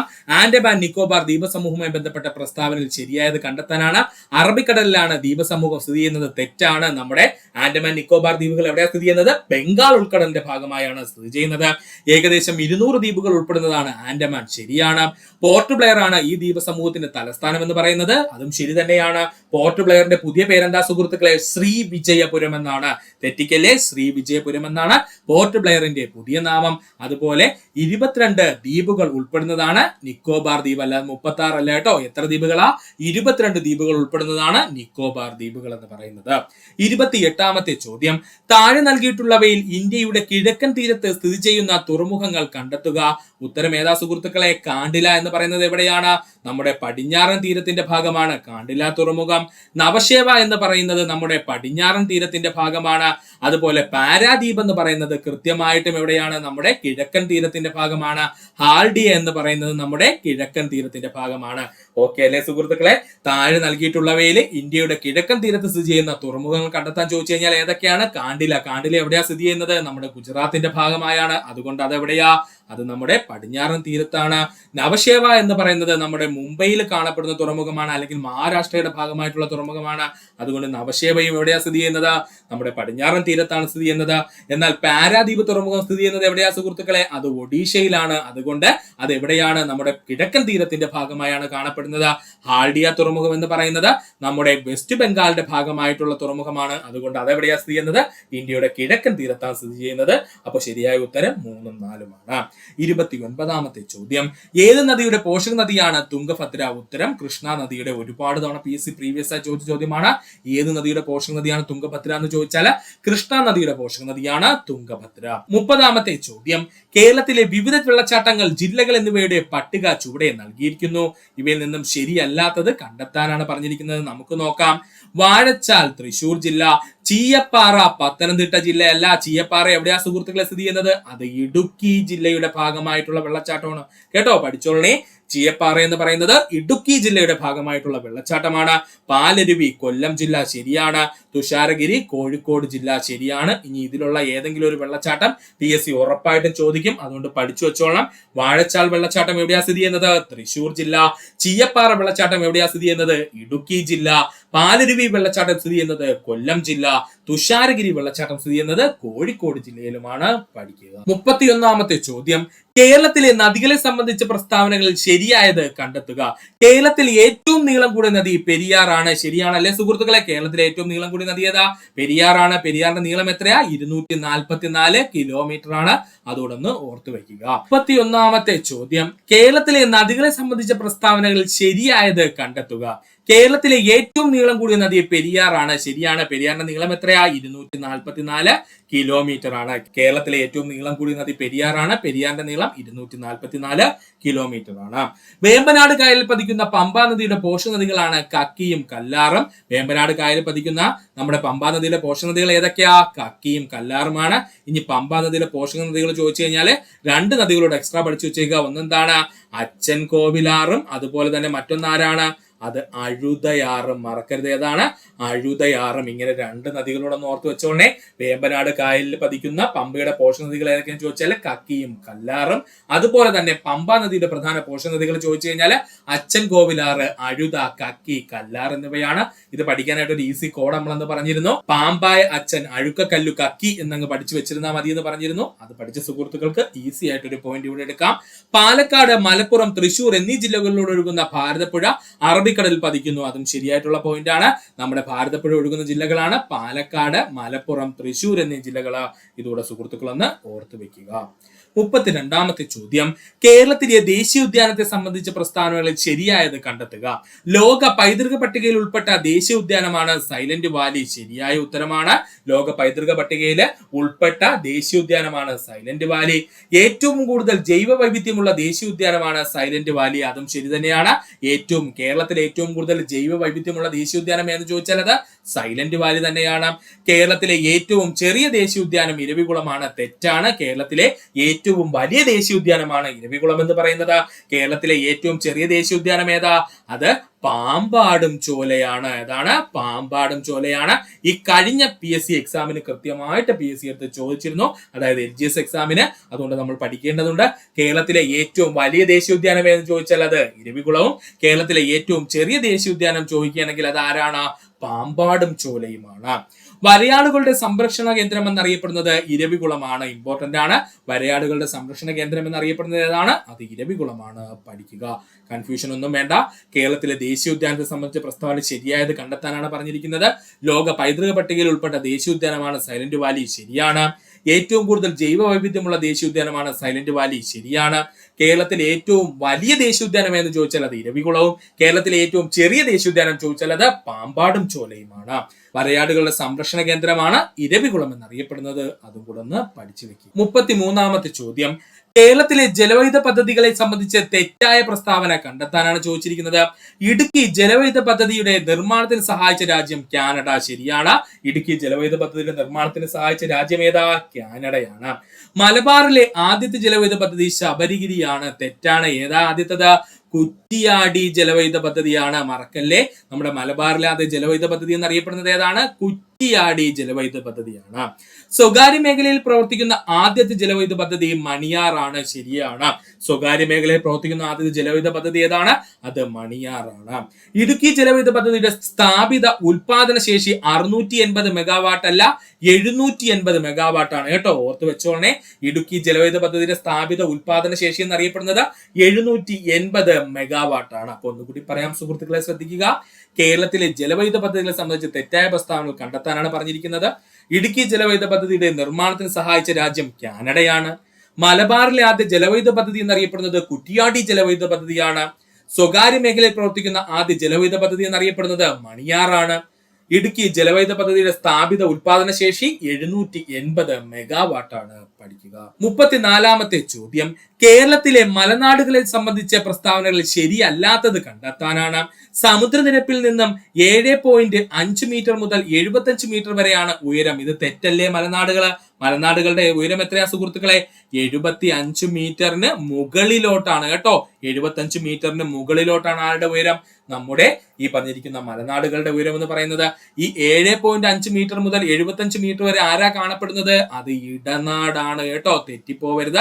7.5 മീറ്റർ മുതൽ 75 മീറ്റർ വരെ നമ്മുടെ സമുദ്രനിരപ്പിൽ നിന്നും ഉയരമുള്ള പ്രദേശത്തെ ഇടനാടെന്നും, 75 മീറ്ററിന് മുകളിലേക്ക് സമുദ്രനിരപ്പിൽ നിന്നും ഉയരമുള്ള പ്രദേശങ്ങൾ നമ്മൾ എന്ത് പേരിലാണ് വിളിക്കുന്നത്? മലനാട് എന്ന പേരിലുമാണ് വിളിക്കുന്നത്. ഉയരം കൂടിയ കുന്നുകളും മലകളും അടങ്ങിയ പ്രദേശമാണ് എന്ത്? നമ്മുടെ മലനാട് എന്ന് പറയുന്നത്. ശരിയായ പോയിന്റ് ആണ്. ഉയരം കൂടിയ കുന്നുകളും മലകളും നിറഞ്ഞ പ്രദേശമാണ് എന്തെന്ന് പറയുന്നത്? നമ്മുടെ മലനാട് എന്ന് പറയുന്നത്. മലനാട്ടിൽ നിന്നും നദികൾ ഉത്ഭവിക്കുന്നത്. ശരിയാണ്. മലനാട്ടിൽ നിന്നുമാണ് കേരളത്തിലെ പ്രധാനപ്പെട്ട എല്ലാ നദികളും ഉത്ഭവിക്കുന്നത്. മലനാടിന്റെ ഭൂരിഭാഗവും വനങ്ങളാണ്. അതും ശരി തന്നെയാണ്. മലനാട് എന്ന് പറയുന്നത് പശ്ചിമഘട്ട മലനിരകളുടെ ഭാഗമാണ്. അതുകൊണ്ട് തന്നെ മലനാടിന്റെ ഭൂരിഭാഗവും വനങ്ങളാണെന്ന് നമുക്ക് പറയാം. ഒന്നുകൂടി പറയാം സുഹൃത്തുക്കളെ, ശ്രദ്ധിക്കുക. കേരളത്തിൽ മലനാടുകളെ സംബന്ധിച്ച് പ്രസ്താവനകൾ ശരിയല്ലാത്തത് കണ്ടെത്താനാണ്. സമുദ്രനിരപ്പിൽ നിന്നും 7.5 മീറ്റർ മുതൽ 75 മീറ്റർ വരെ ഉയരമുള്ളത് മലനാടല്ല. ആരാണ്? ഇടനാടാണ്. മലനാടിന്റെ ഉയരം എന്ന് പറയുന്നത് സമുദ്രനിരപ്പിൽ നിന്നും 75 മീറ്ററിൽ കൂടുതലാണ്. അതും ഓർത്തു വെക്കുക. ഉയരം കൂടിയ കുന്നുകളും മലകളും അടങ്ങിയ പ്രദേശമാണ് മലനാട്. മലനാട്ടിൽ നിന്നാണ് നദികളെല്ലാം ഉത്ഭവിക്കുന്നത്. മലനാടിന്റെ ഭൂരിഭാഗവും വനങ്ങളാണ്. പഠിക്കുക. താഴെ തന്നിരിക്കുന്നവയിൽ കേരള അത്ലറ്റുകളിൽ ഉൾപ്പെടുന്നവർ ആരെല്ലാമാണെന്ന് ചോദിച്ചാൽ, 1 KT ഇൻഫാൻ. ശരിയാണ്. സിനി ജോസ്. ശരിയാണ്. ജിമ്മി ജോർജ്. തെറ്റാണ്. ജിമ്മി ജോർജ് കേരളത്തിലെ അത്ലറ്റ് അല്ല. ജിമ്മി ജോർജ് എന്ന് പറയുന്നത് 4 എന്താണ്? അഞ്ജു ബോബി ജോർജ്. അപ്പൊ കേരളത്തിലെ പ്രധാനപ്പെട്ട അത്ലറ്റുകൾ ആരൊക്കെയെന്ന് ചോദിച്ചാൽ KT ഇൻഫാൻ, സിനി ജോസ്, അതുപോലെ അഞ്ജു ബോബി ജോർജ്. പഠിക്കുക. 36ാമത്തെ ചോദ്യം, കേരളത്തിലെ മത്സ്യബന്ധന മേഖലയുമായി യോജിക്കാത്ത പ്രസ്താവനകൾ കണ്ടെത്താനാണ്. മത്സ്യഫെഡ് ആരംഭിച്ച വർഷം 1984. ശരിയാണ്. മത്സ്യഫെഡ് ആരംഭിച്ച വർഷം 1984. മത്സ്യഫെഡിന്റെ ആസ്ഥാനം കൊച്ചിയാണ്. തെറ്റാണ്. മത്സ്യഫെഡിന്റെ ആസ്ഥാനം എവിടെയാ സുഹൃത്തുക്കളെ? അത് തിരുവനന്തപുരം ജില്ലയാണ് കേട്ടോ. മത്സ്യഫെഡിന്റെ ആസ്ഥാനം എവിടെയാണ്? തിരുവനന്തപുരം ജില്ലയാണ്. കേരളത്തിന്റെ ഔദ്യോഗിക മത്സ്യം എന്നറിയപ്പെടുന്നത് മത്തിയല്ല, കരിമീനാണ്. തെറ്റിപ്പോവല്ലേ, മത്തിയല്ല. ആരാണ്? കരിമീനാണ് കേരളത്തിന്റെ ഔദ്യോഗിക മത്സ്യം എന്നറിയപ്പെടുന്നത്. മത്സ്യബന്ധന മേഖലയുടെ സമഗ്ര വികസനം ലക്ഷ്യമിട്ട് കേന്ദ്ര സർക്കാർ ആരംഭിച്ച പദ്ധതിയാണ് പ്രധാനമന്ത്രി മത്സ്യസമ്പദ് യോജന. അതും ശരിയാണ് കേട്ടോ. മത്സ്യബന്ധന മേഖലയുടെ സമഗ്ര വികസനം ലക്ഷ്യമിട്ട് കേന്ദ്ര സർക്കാർ ആരംഭിച്ച പദ്ധതി അറിയപ്പെടുന്ന പേരാണ് പ്രധാനമന്ത്രി മത്സ്യസമ്പദ് യോജന. എന്താണ്? പ്രധാനമന്ത്രി മത്സ്യസമ്പദ് യോജന. ഒന്നുകൂടി പറയാം സുഹൃത്തുക്കളെ, ശ്രദ്ധിക്കുക. കേരളത്തിലെ മത്സ്യബന്ധന മേഖലയുമായി യോജിക്കാത്ത പ്രസ്താവനകൾ കണ്ടെത്താനാണ് പറഞ്ഞിരിക്കുന്നത്. നമ്മൾ ആ തെറ്റുകളെല്ലാം തിരുത്തിയിട്ടുണ്ട്. മത്സ്യഫെഡ് ആരംഭിച്ച വർഷം 1984. മത്സ്യഫെഡിന്റെ ആസ്ഥാനം തിരുവനന്തപുരം ജില്ല. കേരളത്തിന്റെ ഔദ്യോഗിക മത്സ്യം കരിമീനാണ്. മത്സ്യബന്ധന മേഖലയുടെ സമഗ്ര വികസനം ലക്ഷ്യമിട്ട് കേന്ദ്ര സർക്കാർ ആരംഭിച്ച പദ്ധതിയാണ് പ്രധാനമന്ത്രി മത്സ്യസമ്പദ് യോജന. പഠിക്കുക. 37ാമത്തെ ചോദ്യം, കേരളത്തിലെ ആദ്യത്തെ വന്യജീവി സങ്കേതം പെരിയാർ. കേരളത്തിലെ ആദ്യത്തെ വന്യജീവി സങ്കേതം ഏതാണ്? പെരിയാറാണ്. താഴെ പറയുന്നവയിൽ കടൽത്തീരമില്ലാത്ത ജില്ല പത്തനംതിട്ട ജില്ല. താഴെ പറയുന്നവയിൽ കടൽത്തീരമില്ലാത്ത ജില്ല ഏതാണ്? പത്തനംതിട്ട ജില്ല. കേരളത്തിലെ കടൽത്തീരമില്ലാത്ത ജില്ലകൾ ഏതൊക്കെയാ സുഹൃത്തുക്കളെ? ഒന്ന് നമ്മുടെ പത്തനംതിട്ട ജില്ല, അത് കഴിഞ്ഞാൽ പിന്നെ കോട്ടയം ജില്ല, കോട്ടയം ജില്ല കഴിഞ്ഞു കഴിഞ്ഞാൽ പിന്നെ ഇടുക്കി ജില്ല, ഇടുക്കി ജില്ല കഴിഞ്ഞു കഴിഞ്ഞാൽ പാലക്കാട് ജില്ല, പാലക്കാട് ജില്ല കഴിഞ്ഞു കഴിഞ്ഞാൽ പിന്നെ ആരാ ഉള്ളത്? നമ്മുടെ വയനാട് ജില്ല. ഇങ്ങനെ 5 പ്രധാനപ്പെട്ട ജില്ലകൾക്കാണ് കേരളത്തില് കടൽ തീരമില്ലാത്തത്. പഠിച്ചു വെച്ചോളണേ. കേരളത്തിൽ കടൽ തീരമില്ലാത്ത ജില്ലകൾ ചോദിച്ചു കഴിഞ്ഞാൽ 1 പത്തനംതിട്ട, 2 ആരാണ്? കോട്ടയം ജില്ല, 3 ഇടുക്കി ജില്ല, 4 പാലക്കാട് ജില്ല, 5 ഏതാണ്? വയനാട് ജില്ല. പഠിച്ചു വെക്കുക. 39ാമത്തെ ചോദ്യം, താഴെ പറയുന്നവയിൽ കേരളത്തിലൂടെ കടന്നു പോകുന്ന ദേശീയ ജലപാത ഏതാണ്? നമുക്ക് എല്ലാവർക്കും അറിയാം, NW3 എന്നറിയപ്പെടുന്ന നാഷണൽ വാട്ടർവേ 3 അല്ലെങ്കിൽ ദേശീയ ജലപാത 3 ആണ്. ഇത് ഏത് മുതൽ ഏത് വരെയാ? നമ്മുടെ കൊല്ലം മുതല് കോട്ടപ്പുറം വരെയാണ് കേട്ടോ. കൊല്ലം മുതല് കോട്ടപ്പുറം വരെയാണ് ഫസ്റ്റ് ഫേസ്. ഇപ്പൊ സെക്കൻഡ് ഫേസ് എന്നുള്ള രീതിയിൽ എങ്ങോട്ട് വരെ ആക്കിയിട്ടുണ്ട്? നമ്മുടെ കോഴിക്കോട് ജില്ല വരെ ആക്കിയിട്ടുണ്ട് കേട്ടോ. കോഴിക്കോട് വരെ എന്ത് ചെയ്തിട്ടുണ്ട്? എക്സ്റ്റെൻഡ് ചെയ്തിട്ടുണ്ട്. അതുകൊണ്ട് സുഹൃത്തുക്കളൊന്ന് ഓർത്ത് വെക്കുക. അപ്പൊ താഴെ പറയുന്നവയിൽ കേരളത്തിലൂടെ കടന്നു പോകുന്ന ദേശീയ ജലപാത ഏതാണ്? അത് NW3 അല്ലെങ്കിൽ ദേശീയ ജലപാത 3 ആണ്. ഇത് ആദ്യത്തെ ഫേസ് എന്ന് പറയുന്നത് കൊല്ലം മുതൽ കോട്ടപ്പുറം വരെ ആയിരുന്നു. ഇപ്പോൾ ഏതുവരെ എക്സ്റ്റെൻഡ് ചെയ്തിരിക്കുന്നു? കോഴിക്കോട് വരെ എക്സ്റ്റെൻഡ് ചെയ്തിരിക്കുന്നു. അതുകൊണ്ടൊന്ന് പഠിക്കുക. ചന്ദ്രയാൻ 3 ചന്ദ്രന്റെ ദക്ഷിണ ധ്രുവത്തിൽ സോഫ്റ്റ് ലാൻഡ് നടന്ന തീയതി 2023 ഓഗസ്റ്റ് 23. സെയിം ക്വസ്റ്റ്യൻ റിപ്പീറ്റ് ചെയ്ത് വന്നതാണ്, വേറൊന്നുമില്ല. ചന്ദ്രയാൻ 3 ചന്ദ്രന്റെ ദക്ഷിണ ധ്രുവത്തിൽ സോഫ്റ്റ് ലാൻഡ് നടന്നത് എന്നാണ്? 2023 ഓഗസ്റ്റ് മാസം 23 ആണ്. അതുകൊണ്ട് തന്നെ ആഗസ്റ്റ് 23 നമ്മൾ എന്തെന്ന് പറയുന്നു? ദേശീയ ബഹിരാകാശ ദിനം എന്ന് പറയുന്നു. ഓക്കെ ആണേ, അതും അങ്ങ് പഠിച്ചു വെക്കുക. 2023 എഴുത്തച്ഛൻ പുരസ്കാരം നേടിയത് SK വസന്തനാണ്. 2023 എഴുത്തച്ഛൻ പുരസ്കാരം നേടിയത് ആരാണ്? SK വസന്തനാണ്. സംസ്ഥാനത്തെ സർക്കാർ എയ്ഡഡ് സ്കൂളുകളിൽ പഠിക്കുന്ന 1 മുതൽ 8 വരെയുള്ള മറ്റു പിന്നോക്ക വിഭാഗങ്ങളിൽപ്പെട്ട വിദ്യാർത്ഥികൾക്ക് സ്കോളർഷിപ്പ് നൽകുന്ന പദ്ധതിയാണ് കെടാവിളക്ക്. സംസ്ഥാനത്തെ സർക്കാർ എയ്ഡഡ് സ്കൂളുകളിൽ പഠിക്കുന്ന 1 മുതൽ 8 വരെ മറ്റു പിന്നോക്ക വിഭാഗങ്ങളിൽപ്പെട്ട വിദ്യാർത്ഥികൾക്ക് സ്കോളർഷിപ്പ് നൽകുന്ന പദ്ധതി അറിയപ്പെടുന്ന പേരാണ് കെടാവിളക്ക് പദ്ധതി. എന്താണ്? കെടാവിളക്ക് പദ്ധതി. 43ാമത്തെ ചോദ്യം, അന്താരാഷ്ട്ര ഏകദിന ക്രിക്കറ്റിൽ 50 സെഞ്ചുറികൾ നേടിയ ആദ്യ താരം വിരാട് കോഹ്ലിയാണ്. അന്താരാഷ്ട്ര ഏകദിന ക്രിക്കറ്റിൽ 50 സെഞ്ചുറികൾ നേടിയ ആദ്യ താരം ആരാണ്? വിരാട് കോഹ്ലിയാണ്. അന്നത്തെ നമ്മുടെ കറണ്ട് അഫേഴ്സ് ആയിട്ട് അതിനകത്ത് വ്യക്തമായിട്ട് പറഞ്ഞിരുന്നു, അന്താരാഷ്ട്ര ഏകദിന ക്രിക്കറ്റിൽ 50 സെഞ്ചുറികൾ നേടിയ ആദ്യ താരം വിരാട് കോഹ്ലിയാണ്. താഴെ തന്നിരിക്കുന്നവയിൽ തിരഞ്ഞെടുപ്പ് കമ്മീഷന്റെ ചുമതലകൾ എന്തൊക്കെയാണ്? വോട്ടർ പട്ടിക തയ്യാറാക്കുക, തിരഞ്ഞെടുപ്പ് ചിഹ്നങ്ങൾ അനുവദിക്കൽ, വോട്ടിംഗ്, വോട്ടെണ്ണൽ, ഫലപ്രഖ്യാപനം, പെരുമാറ്റച്ചട്ടങ്ങൾ രൂപീകരിക്കൽ. പെരുമാറ്റച്ചട്ടങ്ങൾ രൂപീകരിക്കൽ. ഈ പറഞ്ഞിരിക്കുന്ന എല്ലാ പോയിന്റും ശരി തന്നെയാണ്. അപ്പോൾ താഴെ തന്നിരിക്കുന്ന തിരഞ്ഞെടുപ്പ് കമ്മീഷന്റെ ചുമതലകൾ ഏതൊക്കെയാ സുഹൃത്തുക്കളെ? ശ്രദ്ധിച്ചു കേൾക്കുക. വോട്ടർ പട്ടിക തയ്യാറാക്കുക, തിരഞ്ഞെടുപ്പ് ചിഹ്നങ്ങൾ അനുവദിക്കുക, വോട്ടിംഗ്, വോട്ടെണ്ണൽ, ഫലപ്രഖ്യാപനം എന്നിവയുള്ള പൂർണ്ണ ഉത്തരവാദിത്തമാർക്ക? അത് നമ്മുടെ കേന്ദ്ര അല്ലെങ്കിൽ കേരള തിരഞ്ഞെടുപ്പ് കമ്മീഷനാണ്. അതുപോലെ തന്നെ പെരുമാറ്റച്ചട്ടം രൂപീകരിക്കലും ആരാണ്? തിരഞ്ഞെടുപ്പ് കമ്മീഷന്റെ ചുമതലകളിൽ പെടുന്നതാണ്. നാട്ടുരാജ്യങ്ങളുടെ സംയോജനവുമായി ബന്ധപ്പെട്ട് ലയനക്കരാർ തയ്യാറാക്കിയത് ആരെല്ലാമാണ്? ഉത്തരം സർദാർ വല്ലഭായ് പട്ടേലും BP മേനോനും ചേർന്നായിരുന്നു കേട്ടോ. നാട്ടുരാജ്യങ്ങളുടെ സംയോജനവുമായി ബന്ധപ്പെട്ട് ലയനക്കരാർ തയ്യാറാക്കിയത് ആരെല്ലാമാണെന്ന് ചോദിച്ചാൽ സർദാർ വല്ലഭായ് പട്ടേലും BP മേനോനും ചേർന്നായിരുന്നു. പഠിക്കുക. 46ാമത്തെ ചോദ്യം, താഴെ തന്നിരിക്കുന്നവയിൽ കാരിപ്പിള ഏതാണ്? ഇതിൽ ഉത്തരം ഏതാ കാരിപ്പിള സുഹൃത്തുക്കളെ? നെല്ലാണ്. മറ്റ് കാരിപ്പിളകൾ ഏതൊക്കെയാണ്? ഓരോന്നായിട്ട് നമുക്ക് നോക്കാം. എള്ള്, നെല്ല്, കരിമ്പ്, പരുത്തി, നിലക്കടല, ചണം, ചോളം, റാഗി, ബജറ, ജോവർ, സോയാബീൻ, അതുപോലെ സൂര്യകാന്തി എന്നിവ എന്താണ്? കാരിപ്പിളകളാണ്. ഒന്നുകൂടെ പറയാം സുഹൃത്തുക്കളെ, ശ്രദ്ധിച്ചിരിക്കുക. പ്രധാനപ്പെട്ട കാരിപ്പിളകൾ ഏതൊക്കെയാണ്? എള്ള്, നെല്ല്, കരിമ്പ്, പരുത്തി, നിലക്കടല, ചണം, ചോളം, റാഗി, ബജ്റ, ജോവർ, സോയാബീന്, അതുപോലെ സൂര്യകാന്തി എന്നിവ ഖാരിഫ് ഉദാഹരണമാണ്. എന്നാൽ ഗോതമ്പ് എന്ന് പറയുന്നത് എന്താണ്? അത് റാബി വിളയാണ്. പഴവർഗ്ഗങ്ങൾ എന്ന് പറയുന്നത് എന്താണ്? സെയ്ദ് വിളകളാണ്. കടുക് എന്ന് പറയുന്നത് റാബി വിളയാണ് കേട്ടോ. അപ്പൊ നമ്മുടെ ഈ പോയിന്റ്സ് എല്ലാം ഒന്ന് ഓർത്ത് വെച്ചേക്കണം. ഒന്നുകൂടെ പറയാം സുഹൃത്തുക്കളെ, കൺഫ്യൂഷൻ ഒന്നും വേണ്ട. നെല്ല് എന്ന് പറയുന്നത് ഖാരിഫ് വിളകളാണ്. പ്രധാനപ്പെട്ട ഖാരിഫ് വിള ഏതൊക്കെയെന്ന് ചോദിച്ചാല് നെല്ല്, എള്ള്, കരിമ്പ്, പരുത്തി, നിലക്കടല, ചണം, ചോളം, റാഗി, ബജ്റ, ജോവർ, സോയാബീന്, അതുപോലെ സൂര്യകാന്തി എന്നിവയാണ്. ഗോതമ്പ് എന്ന് പറയുന്നത് റാബി വിളയാണ്. പഴവർഗ്ഗങ്ങൾ എന്ന് പറയുന്നത് സെയ്ദ് വിളയാണ്. കടുക് എന്ന് പറയുന്നത് റാബി വിളയാണ്. പഠിക്കും. 47ാമത്തെ ചോദ്യം, ഇന്ത്യയിൽ ഉൽപ്പാദിപ്പിക്കുന്ന കാപ്പിക്കുരു എന്ന് ചോദിച്ചാൽ അത് അറബിക്കയാണ് കേട്ടോ. പഠിച്ചോളനെ. ഇന്ത്യയിൽ ഉൽപ്പാദിപ്പിക്കപ്പെടുന്ന പ്രധാനപ്പെട്ട കാപ്പിക്കുരു ഏതെന്ന് ചോദിച്ചാൽ അത് അറബിക്കയാണ്. ISRO സ്ഥാപിതമായ വർഷം 1969. ഓൾറെഡി നമ്മൾ പറഞ്ഞു കഴിഞ്ഞു.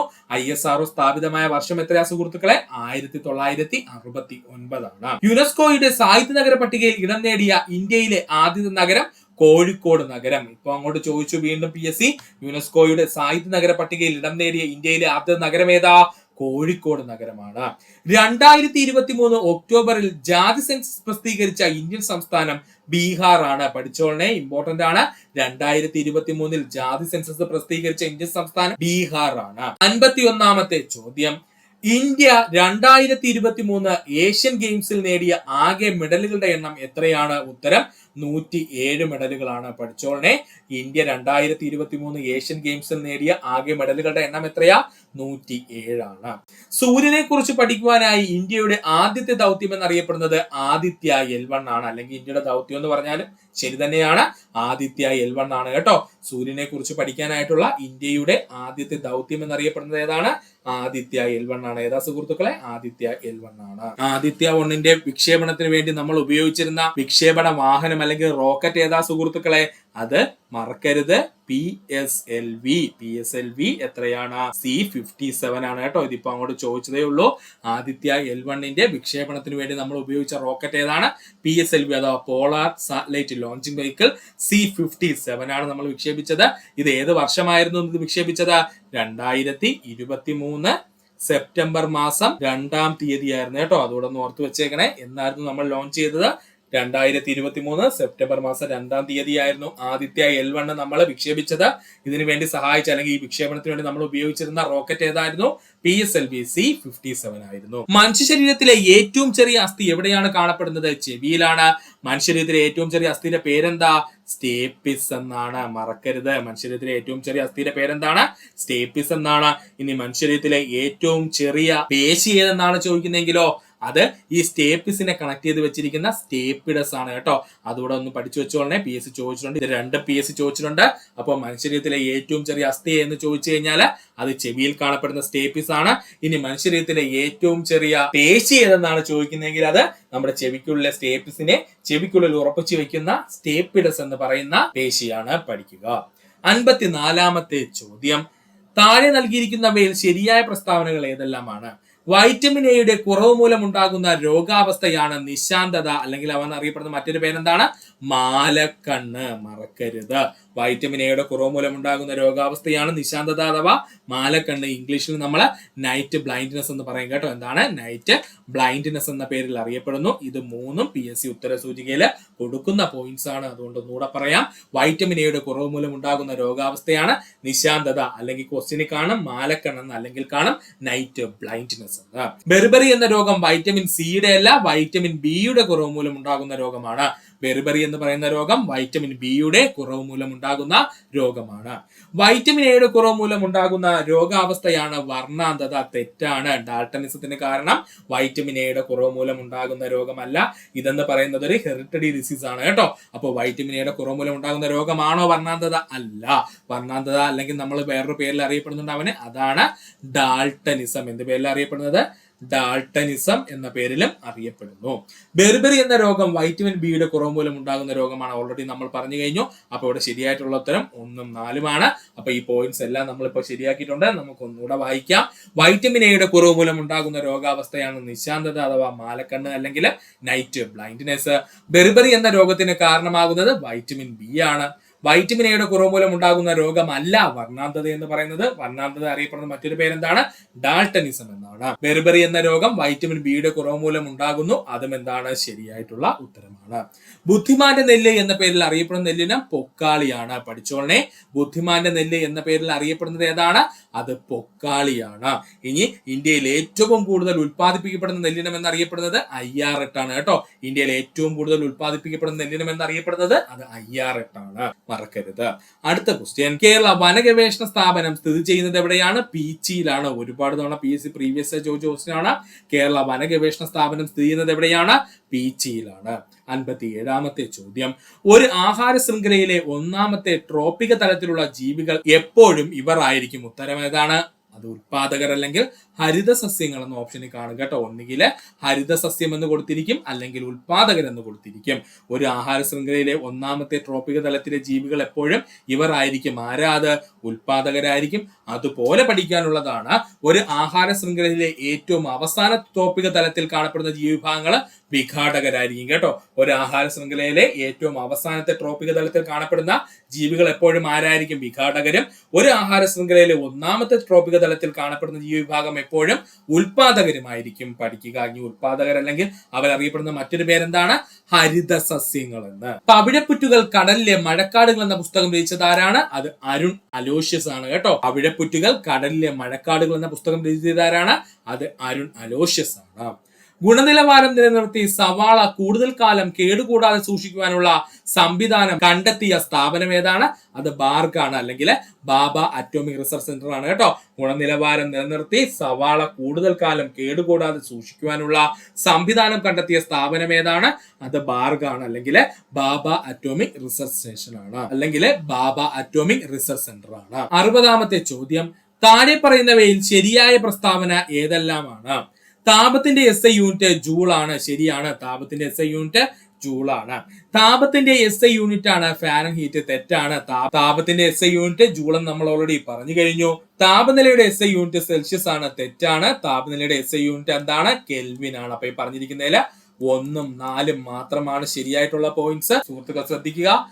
താപത്തിന്റെ SI യൂണിറ്റ് ചോദിച്ചാൽ ജൂള്, താപനിലയുടെ SI യൂണിറ്റ് ആണെങ്കിൽ അത് കെൽവിൻ ആണ് കേട്ടോ. താപത്തിന്റെ SI യൂണിറ്റ് ജൂൾ ആണ്. താപനിലയുടെ SI യൂണിറ്റ് എന്താ? കെൽവിൻ ആണ്. 61ാമത്തെ ചോദ്യം. താഴെ പറയുന്നവയിൽ തെറ്റായ ജോഡി കണ്ടെത്തുക. പവറിന്റെ യൂണിറ്റ് വാട്ട് തന്നെയാണ്. ഊർജത്തിന്റെ യൂണിറ്റ് ജൂൾ ആണ്.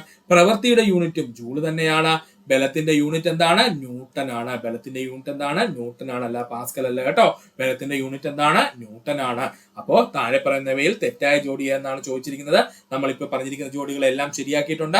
പവറിന്റെ യൂണിറ്റ് വാട്ടാണ്. ഊർജത്തിന്റെ യൂണിറ്റ് ജൂൾ ആണ്. പ്രവൃത്തിയുടെ യൂണിറ്റും ജൂൾ തന്നെയാണ്. ബലത്തിന്റെ യൂണിറ്റ് ന്യൂട്ടൺ ആണ്. പഠിക്കുക. 62ാമത്തെ ചോദ്യം. അലുമിനിയത്തിന്റെ ഒരു ധാതു ഏതെന്നാണ് ചോദിച്ചിരിക്കുന്നത്. ഉത്തരം ഏതാ? ക്രയോലൈറ്റ് ആണ് കേട്ടോ. അലുമിനിയത്തിന്റെ ഒരു ധാതുവാണ് ക്രയോലൈറ്റ് എന്ന് പറയുന്നത്. അതുപോലെ തന്നെ അലുമിനിയത്തിന്റെ പ്രധാന അയിര് ഏതെന്ന് PSC ചോദിക്കും. അയിര് ഏതാ സുഹൃത്തുക്കളെ? അത് ബോക്സൈറ്റ് ആണ് കേട്ടോ. എന്താണ്? ബോക്സൈറ്റ് ആണ്. അതുകൂടെ സുഹൃത്തുക്കൾ ഒന്ന് പഠിച്ചു വെച്ചോളണം. അലുമിനിയത്തിന്റെ ഒരു ധാതു എന്ന് ചോദിച്ചാൽ ക്രയോലൈറ്റും, അതുപോലെ അലുമിനിയത്തിന്റെ ഏറ്റവും പ്രധാനപ്പെട്ട അയിര് എന്ന് ചോദിച്ചാൽ അത് ബോക്സൈറ്റുമാണ്. 63ാമത്തെ ചോദ്യം. തെർമോപ്ലാസ്റ്റിക്കിന് ഉദാഹരണം അല്ലാത്തത് എന്നാണ് ചോദിച്ചിരിക്കുന്നത്. ഉത്തരം ഏതാണ്? ബേക്കലൈറ്റ് ആണ്. ബേക്കലൈറ്റ് എന്ന് പറയുന്നത് ഏതാ? അത് തെർമോ സെറ്റിംഗ് പ്ലാസ്റ്റിക്കിന് ഉദാഹരണമാണ്. തെർമോ സെറ്റിംഗ് പ്ലാസ്റ്റിക് ഉദാഹരണമാണ്. അതായത് ഒരു തവണ ചൂടാക്കി ഷേപ്പ് മാറ്റിക്കഴിഞ്ഞാൽ പിന്നെ നമ്മൾ താപം കൊടുത്തു കഴിഞ്ഞാൽ അത് വീണ്ടും പുതിയ രൂപത്തിലോട്ട് മാറ്റാൻ പറ്റുമോ? ഇല്ല, അത് അവിടെ വെച്ച് മറ്റൊരു വസ്തുവായിട്ട് എന്ത് ചെയ്യും, മാറ്റപ്പെടും. അത്തരം പ്ലാസ്റ്റിക്കിനെ വിളിക്കുന്ന പേരാണ് തെർമോസെറ്റിംഗ് പ്ലാസ്റ്റിക് എന്ന്. അതിനുദാഹരണമാണ് ബേക്കലൈറ്റും അതുപോലെ തന്നെ പോളിസ്റ്ററും. പോളിയെസ്റ്റർ അഥവാ പോളിസ്റ്റർ ഒക്കെ എന്തിനു ഉദാഹരണമാ? ഈ പറഞ്ഞിരിക്കുന്ന തെർമോസെറ്റിംഗ് പ്ലാസ്റ്റിക്കിന് ഉദാഹരണമാണ്. ഒരു തവണ ചൂട് കൊടുത്ത് സെറ്റ് ആക്കിയ പിന്നെ ചൂട് കൊടുത്താൽ സെറ്റ് ആവോ? ഇല്ല, അത് പുതിയൊരു പദാർത്ഥമായിട്ട് മാറിപ്പോവുകയാണ് ചെയ്യുന്നത്. ഇനി തെർമോ പ്ലാസ്റ്റിക് എന്ന് വെച്ചാൽ എപ്പോ നമ്മൾ താപം കൊടുത്താലും അത് പുതിയ രൂപത്തിലോട്ട് നമുക്ക് മാറ്റിക്കൊണ്ടിരിക്കും, അതായത് ഷേപ്പ് മാറ്റിക്കൊണ്ട് വരാൻ പറ്റും കേട്ടോ. തെർമോ പ്ലാസ്റ്റിക്കിന്റെ പ്രത്യേകത എന്താണ്? എപ്പോ നമ്മൾ താപം കൊടുത്താലും എപ്പോ വേണമെങ്കിലും നമുക്ക് എന്ത് ചെയ്യാം, താപം കൊടുത്തവന്റെ ഷേപ്പ് എന്ത് ചെയ്യാം, മാറ്റിക്കൊണ്ടിരിക്കാം. എക്സാമ്പിൾ ആയിട്ട് പറഞ്ഞു കഴിഞ്ഞാൽ പോളിത്തീന്, നൈലോണ്, PVC അഥവാ പോളിവിനൈൽ ക്ലോറൈഡ്. നമ്മുടെ വീട്ടിലൊക്കെ എടുക്കുന്ന നമ്മുടെ PVC പൈപ്പിലെ സുഹൃത്തുക്കളെ, അത് ചൂടായി കഴിഞ്ഞാൽ നമുക്ക് ഏതൊരു ഷേപ്പിലോട്ട് വേണോ മാറ്റി കൊടുത്തൂടെ? അത് തന്നെയാണ് ഇവിടെ പറയുന്നത്. തെർമോ പ്ലാസ്റ്റിക്കിന്റെ പ്രത്യേകത എന്താണ്? എപ്പോ ചൂട് കൊടുത്തു കഴിഞ്ഞാൽ നമുക്ക് ഇഷ്ടമുള്ള ഷേപ്പിലോട്ട് മാറ്റാൻ പറ്റും. ഉദാഹരണം ചോദിച്ചാല് പോളിത്തീൻ, നൈലോൺ, PVC എന്നിവയാണ്. ഇനി നേരെ തിരിച്ച് തെർമോ സെറ്റിംഗ് പ്ലാസ്റ്റിക് ആണെങ്കിലോ എന്താ പ്രത്യേകത? ഒരു തവണ താപം കൊടുത്തു കഴിഞ്ഞാൽ അവൻ അങ്ങ് സെറ്റ് ആവും. പിന്നെ അവനെ വീണ്ടും താപം കൊടുത്തു കഴിഞ്ഞാൽ അവൻ എന്ത് ചെയ്യും, കരിഞ്ഞ് മറ്റൊരു പുതിയ വസ്തുവായിട്ട് മാറത്തേ ഉള്ളൂ. ഉദാഹരണം ചോദിച്ചാല് ബേക്കലൈറ്റ്, പോളിസ്റ്റർ എന്നിവയാണ്. 64ാമത്തെ ചോദ്യം, കോൺവെക്സ് ലെൻസ് ഉപയോഗിച്ച് പരിഹരിക്കാവുന്ന കണ്ണിന്റെ ന്യൂനതകൾ ഏതൊക്കെയെന്ന് ചോദിച്ചാല് ഒന്ന് ദീർഘദൃഷ്ടിയും മറ്റൊന്ന് ഏതാണ്? നമ്മുടെ വെള്ളെഴുത്തും. ഇത് രണ്ടും എന്താണ്? നമ്മുടെ കോൺവെക്സ് ലെൻസ് ഉപയോഗിച്ച് പരിഹരിക്കാവുന്ന കണ്ണിന്റെ ന്യൂനതകളാണ്. കോൺവെക്സ് ലെൻസ് ഉപയോഗിച്ച് പരിഹരിക്കാവുന്ന കണ്ണിന്റെ ന്യൂനതകൾ ഏതൊക്കെയാ? ദീർഘദൃഷ്ടിയും അതുപോലെ തന്നെ വെള്ളെഴുത്തും. ദീർഘദൃഷ്ടിയും അതുപോലെ തന്നെയാണ് വെള്ളെഴുത്തും. ഹ്രസ്വദൃഷ്ടിക്ക് ഉപയോഗിക്കുന്ന ലെൻസ് ഏതാണ്? കോൺകേവ് ലെൻസ് ആണ് കേട്ടോ. കോൺകേവ് ലെൻസ് ആണ് ഹ്രസ്വദൃഷ്ടിക്ക് ഉപയോഗിക്കുന്നത്. കോൺവെക്സ് ലെൻസ് ആണ് നമ്മുടെ ദീർഘദൃഷ്ടിയും വെള്ളെഴുത്ത് പരിഹരിക്കാൻ ഉപയോഗിക്കുന്നത്. പഠിക്കുക, മാലക്കണ്ണെന്ന് പറയുന്നത് വൈറ്റമിൻ A എന്ന് പറയുന്നതിന്റെ കുറവ് മൂലം ഉണ്ടാകുന്ന രോഗമാണ്. അതുകൊണ്ട് അത് വെറുതെ ഒരു ഗ്ലാസ് വെച്ചാൽ മാറുമോ? ഇല്ല, അതുകൂടെ ഒന്ന് ഓർക്കുക. 2023 സെപ്റ്റിമിയാൻ അവാർഡ്സിൽ മികച്ച ഏഷ്യൻ നടനായി തിരഞ്ഞെടുക്കപ്പെട്ടത് ടൊവിനോ തോമസ് ആണ്. 2023 സെപ്റ്റിമിയാസ് അവാർഡിൽ മികച്ച ഏഷ്യൻ നടനായി തിരഞ്ഞെടുക്കപ്പെട്ടത് ആരാ? ടൊവിനോ തോമസ് ആണ്. 66ാമത്തെ ചോദ്യം, 38ാമത് ദേശീയ ജൂനിയർ അത്ലറ്റിക് ചാമ്പ്യൻഷിപ്പിന് വേദിയായ നഗരം കോയമ്പത്തൂര്. പഠിച്ചോളനെ, 38ാമത് ദേശീയ ജൂനിയർ അത്ലറ്റിക് ചാമ്പ്യൻഷിപ്പിന് വേദിയായ നഗരം കോയമ്പത്തൂരാണ്. 67ാമത്തെ ചോദ്യം, താഴെ പറയുന്ന പ്രസ്താവനകളിൽ ശരിയായത് ഏതാണ്?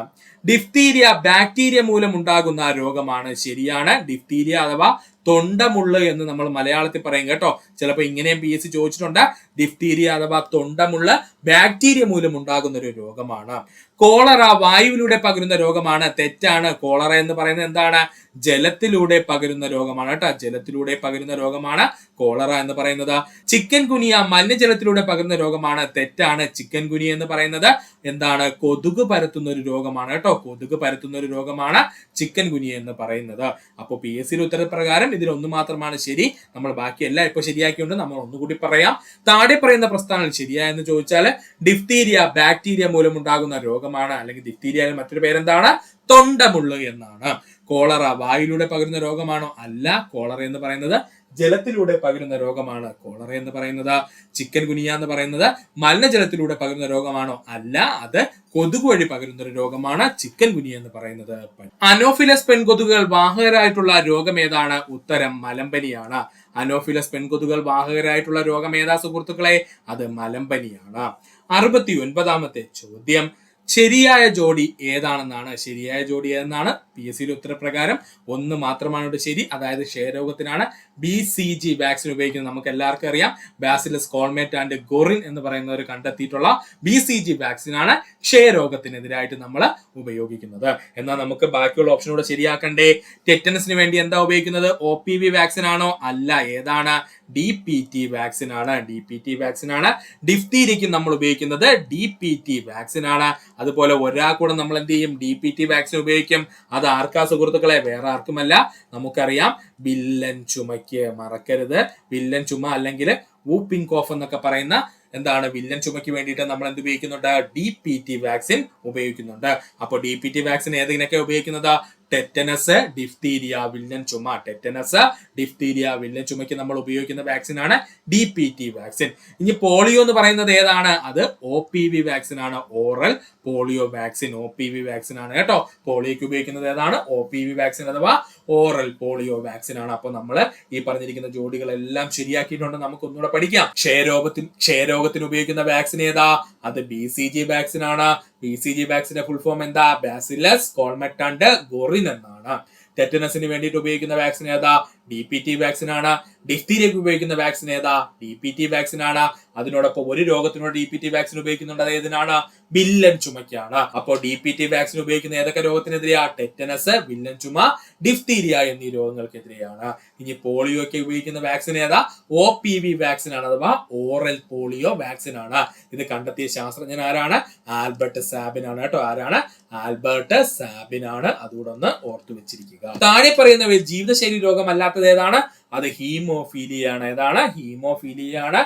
ഹീമോഫീലിയ എന്ന് പറയുന്നത് ഒരു പാരമ്പര്യ രോഗമാണ് കേട്ടോ. അതുകൂടെ ഒന്ന് ഓർത്തു വെച്ചോണേ. ഹീമോഫീലിയ എന്ന് പറയുന്നത് ഒരു പാരമ്പര്യ രോഗമാണ്. അതുകൂടെ സുഹൃത്തുക്കളൊന്ന് ഓർത്തു വെക്കുക. അപ്പോൾ ജീവിതശൈലി രോഗങ്ങൾ വരുന്നത് ഏതൊക്കെയാ? ഫാറ്റി ലിവർ, പക്ഷാഘാതം, പ്രമേഹം എന്നിവ. ഫാറ്റി ലിവർ, പക്ഷാഘാതം, പ്രമേഹം, പൊണ്ണത്തടി, അതുപോലെ തന്നെ എന്തും വരുന്നുണ്ട്? നമ്മുടെ പ്രധാനപ്പെട്ട പോയിന്റ് ആയിട്ടുള്ള രക്തസമ്മർദ്ദം. അതുകൂടെ ഒന്ന് പഠിച്ചു വെച്ചോളേ. രക്തസമ്മർദ്ദവും എന്തിന് ഉദാഹരണമാണ് സുഹൃത്തുക്കളെ?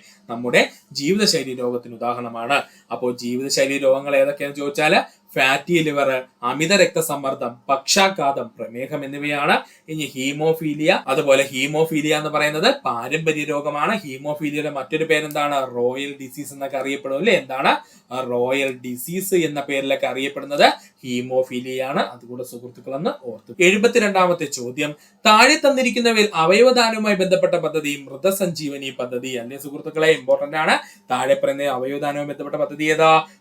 അശ്വമേധം പദ്ധതി ഏത് രോഗവുമായി ബന്ധപ്പെട്ടിരിക്കുന്നു? കുഷ്ഠരോഗവുമായി ബന്ധപ്പെട്ടിരിക്കുന്നു. അശ്വമേധം പദ്ധതി ഏത് രോഗവുമായി ബന്ധപ്പെട്ടിരിക്കുന്നു സുഹൃത്തുക്കളെ? കുഷ്ഠരോഗവുമായി ബന്ധപ്പെട്ടിരിക്കുന്നു. നിപ്പ രോഗത്തിന് പ്രകൃതിയിലുള്ള വാഹക ജീവി എന്ന് ചോദിച്ചാൽ അത് വവ്വാലാണ്. പഠിച്ചോളനെ.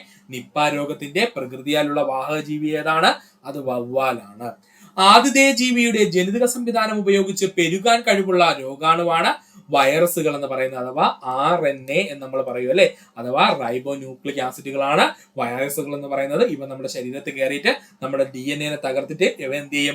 ഇവരുടെ RNA വൈറസുകളുടെ റെപ്ലിക്ക അല്ലെങ്കിൽ ഡ്യൂപ്ലിക്കേറ്റുകളെ ഉണ്ടാക്കിയിട്ട് അവരെന്ത് ചെയ്യും? ഇങ്ങനെ പെറ്റുപെരുകും കേട്ടോ. അപ്പോൾ ആതിഥേയ ജീവിയുടെ ജനിതക സംവിധാനം ഉപയോഗിച്ച് പെരുകാൻ കഴിയുള്ള രോഗാണുവാണ് വൈറസ് എന്ന് പറയുന്നത്. വൈറസ് എന്ന് പറയുന്നത് ഒരു റൈബോ ന്യൂക്ലിക് ആസിഡ് അഥവാ RNA ആണ്. ഇത് നമ്മുടെ DNA കയറിയിട്ട് അവരെന്ത് ചെയ്യും? ഈ DNA എന്ത് ചെയ്യും? ഡിസ്ട്രക്ട് ചെയ്യും അല്ലെങ്കിൽ നശിപ്പിച്ചിട്ട് എന്താണ്? കൂടുതലായിട്ടുള്ള RNA റെപ്ലിക്കകൾ ഉണ്ടാക്കും കേട്ടോ. അത്രയും ഡീപ്പായിട്ട് പോണ്ട, ജസ്റ്റ് ഒന്ന് ഓർത്തിരുന്നാൽ മതി. 76ാമത്തെ ചോദ്യം, ആയുഷ് വകുപ്പിന്റെ ഉൾപ്പെടാത്ത ചികിത്സാ രീതിയാണ് അലോപ്പതി ചികിത്സാ രീതി. ആയുഷ് വകുപ്പിൽ ഉൾപ്പെടാത്ത ചികിത്സാ രീതി ഏതാണ്? അലോപ്പതിയാണ്. അപ്പൊ സുഹൃത്തുക്കൾക്ക് ഡൗട്ട് ഉണ്ടാവും, ആയുഷിനകത്ത് ഉൾപ്പെടുന്ന ചികിത്സാ രീതി ഏതൊക്കെയാന്ന് ചോദിച്ചാൽ ഒന്നുമില്ല. ആയുഷ് ഒന്ന് എഴുതി നോക്കുക, സ്പെല്ലിംഗ് ശ്രദ്ധിക്കുക. AYUSH ഇതാണ് ആയുഷ് കേട്ടോ. AYUSH എന്നുള്ളതാണ് ആയുഷ് എന്ന് പറയുന്നത്. A എന്ന് പറഞ്ഞു കഴിഞ്ഞാൽ ആയുർവേദം, Y എന്ന് പറഞ്ഞു കഴിഞ്ഞാൽ യോഗയാണ് കേട്ടോ. A എന്ന് പറഞ്ഞു കഴിഞ്ഞാൽ യോഗ, U എന്ന് പറഞ്ഞു കഴിഞ്ഞാൽ യുനാനി, S എന്ന് പറഞ്ഞു കഴിഞ്ഞാൽ സിദ്ധയാണ്. S എന്ന് പറഞ്ഞു കഴിഞ്ഞാൽ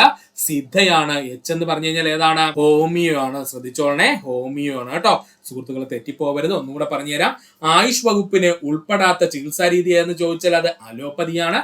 അപ്പോൾ ആയുഷിന്റെ ഭാഗമായിട്ടുള്ളത് ഏതൊക്കെയാണെന്ന് ചോദിച്ചാൽ AYUSH എന്നങ്ങ് എഴുതി നോക്കുക. ഇതിൽ A എന്ന് പറഞ്ഞു കഴിഞ്ഞാൽ ആയുർവേദം, Y എന്ന് പറഞ്ഞു കഴിഞ്ഞാൽ യോഗ, U എന്ന് പറഞ്ഞു കഴിഞ്ഞാൽ യുനാനി, S എന്ന് പറഞ്ഞു കഴിഞ്ഞാൽ സിദ്ധ, H എന്ന് പറഞ്ഞു കഴിഞ്ഞാൽ ഹോമിയോ ആണ്. പഠിക്കുക.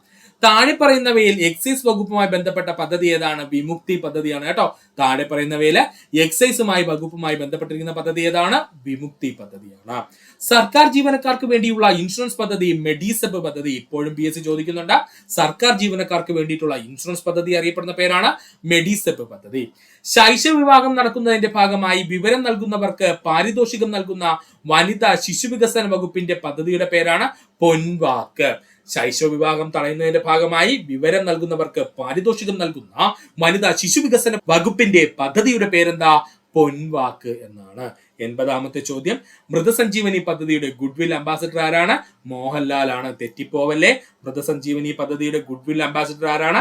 മോഹൻലാൽ ആണ്. ഇതാണ് മൃതസഞ്ജീവനി പദ്ധതി എന്ന് പറഞ്ഞാൽ നമ്മുടെ അവയവങ്ങൾ എന്താണ് ദാനം ചെയ്യുന്ന പദ്ധതി, അല്ലെങ്കിൽ അവയവമാറ്റ ശസ്ത്രക്രിയയും അവയവങ്ങൾ ദാനം ചെയ്യുന്നതുമായി ബന്ധപ്പെട്ട പദ്ധതിയാണ് മൃതസഞ്ജീവനി പദ്ധതി എന്നറിയപ്പെടുന്നത്. അതിന്റെ ഗുഡ്വിൽ അംബാസിഡർ ആരാ? മോഹൻലാൽ ആണ്. താഴെ പറയുന്നവയിൽ സംക്രമണ മൂലകങ്ങളുമായി ബന്ധപ്പെട്ട ശരിയല്ലാത്ത പ്രസ്താവന ഏതാണ്?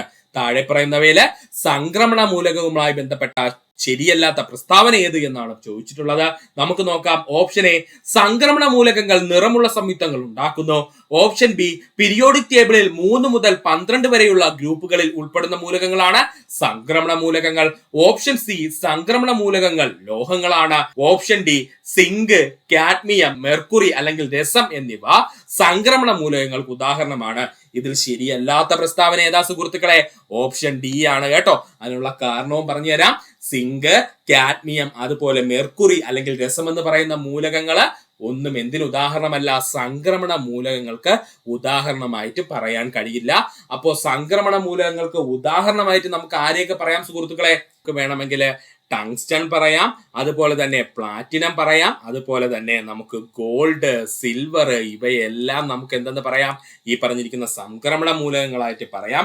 പക്ഷെ എന്തുകൊണ്ടാണ് സിങ്കിനെയും കാഡ്മിയത്തിനെയും അതുപോലെ തന്നെ നമ്മുടെ രസം അല്ലെങ്കിൽ മെർക്കുറിയെയും സംക്രമണ മൂലകങ്ങളിൽ പെടുത്താത്തതെന്ന് ചോദിച്ചാല്, ഇവർ സത്യം പറഞ്ഞു കഴിഞ്ഞാൽ സംക്രമണ മൂലകങ്ങളുടെ കൂട്ടത്തിൽ തന്നെയാണ് വരുന്നത്.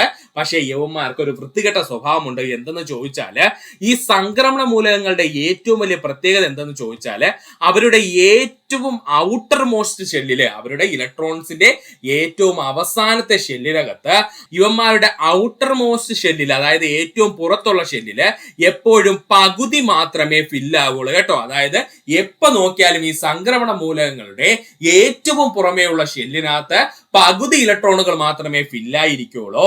എന്നാൽ ഈ സിങ്കിന്റെയും അതുപോലെ കാഡ്മിയം, അതുപോലെ തന്നെ മെർക്കുറി എന്നീ സംക്രമണ മൂലകങ്ങൾക്ക് ഇവന്മാരുടെ ഏറ്റവും അവസാനത്തുള്ള ഷെല്ലുണ്ടല്ലോ, അവിടെ എപ്പോഴും എങ്ങനെയായിരിക്കും?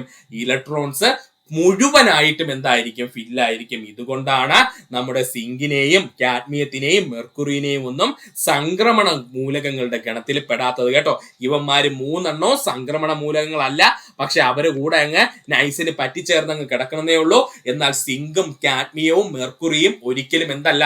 സംക്രമണ മൂലകങ്ങളുടെ പറയുമ്പോൾ അതിനകത്ത് ഉദാഹരണമായിട്ട് പറയാറില്ല. അതുകൊണ്ട് സുഹൃത്തുക്കൾ ഈ പോയിന്റ് വ്യക്തമായിട്ട് പഠിച്ചുകൊള്ളണം. ഇമ്പോർട്ടന്റ് ആണ്.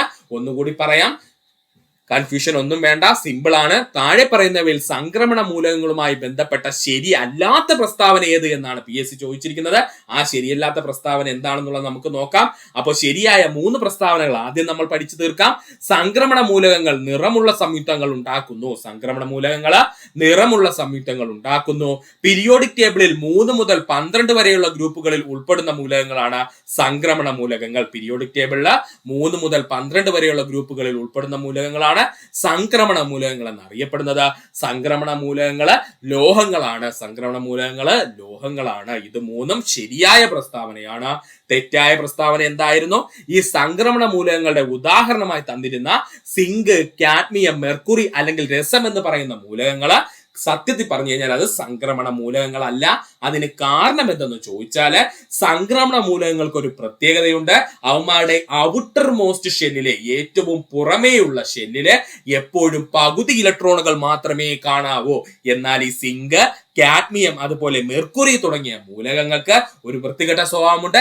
അവന്മാരെപ്പോഴും അവന്മാരുടെ ഔട്ടർ മോസ്റ്റ് ഷെല്ല്, ഏറ്റവും പുറമേയുള്ള ഷെല്ലില് ഇലക്ട്രോണുകൾ പൂർണ്ണമായിട്ടും നിറച്ചു വെച്ചായിരിക്കും കാണപ്പെടുന്നത്. അതുകൊണ്ട് സംക്രമണ മൂലകങ്ങളുടെ ഉദാഹരണം പറയുമ്പോൾ സിങ്ക്, കാഡ്മിയം, മെർക്കുറി എന്നിവ പറയാറില്ല.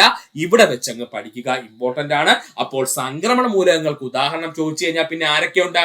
ടങ്സ്റ്റൺ പറയാം, പ്ലാറ്റിനം പറയാം, സിൽവർ പറയാം, ഗോൾഡ് പറയാം. ഇതെല്ലാം സംക്രമണ മൂലകങ്ങൾക്ക് ഉദാഹരണമാണ്. പഠിക്കുക. ഇത്രയുമായിരുന്നു നമ്മുടെ 2021-24 കാലഘട്ടങ്ങളിൽ നടന്ന LGS ലെവൽ പരീക്ഷകൾ അവരുടെ ഉത്തരങ്ങളുടെ പാർട്ട് 1 എന്ന് പറയുന്ന സുഹൃത്തുക്കളെ. പാർട്ട് 2 ഉടൻ തന്നെ അപ്ലോഡ് ചെയ്യുന്നതാണ്. സുഹൃത്തുക്കൾ വെയിറ്റ് ചെയ്യുക. ഉടൻ തന്നെ നമ്മുടെ ചാനലിൽ അത് വരുന്നതാണ്. ഇത്ര നേരം ഈ വീഡിയോ സുഹൃത്തുക്കളെ എല്ലാവർക്കും നന്ദി, നമസ്കാരം. നിങ്ങൾക്ക് ഈ വീഡിയോ ഇഷ്ടമായെങ്കിൽ നിങ്ങളുടെ സുഹൃത്തുക്കൾ കൂടി ഒന്ന് ഷെയർ ചെയ്ത് കൊടുക്കുക. അതിനോടൊപ്പം തന്നെ നമ്മുടെ ചാനൽ സബ്സ്ക്രൈബ് ചെയ്ത് സഹായിക്കുക. സബ്സ്ക്രൈബ് ബട്ടണോട് ചേർന്ന് ചേർന്നുള്ള ബെൽ ബട്ടൺ നടത്തി കഴിഞ്ഞാൽ നമ്മൾ അപ്ഡേറ്റ് ചെയ്യുന്ന വീഡിയോകളെ സുഹൃത്തുക്കളെ നിങ്ങളിലെത്തുന്നതാണ്. സുഹൃത്തുക്കൾക്ക് നന്ദി, നമസ്കാരം, നല്ലൊരു ദിവസം നേരുന്നു.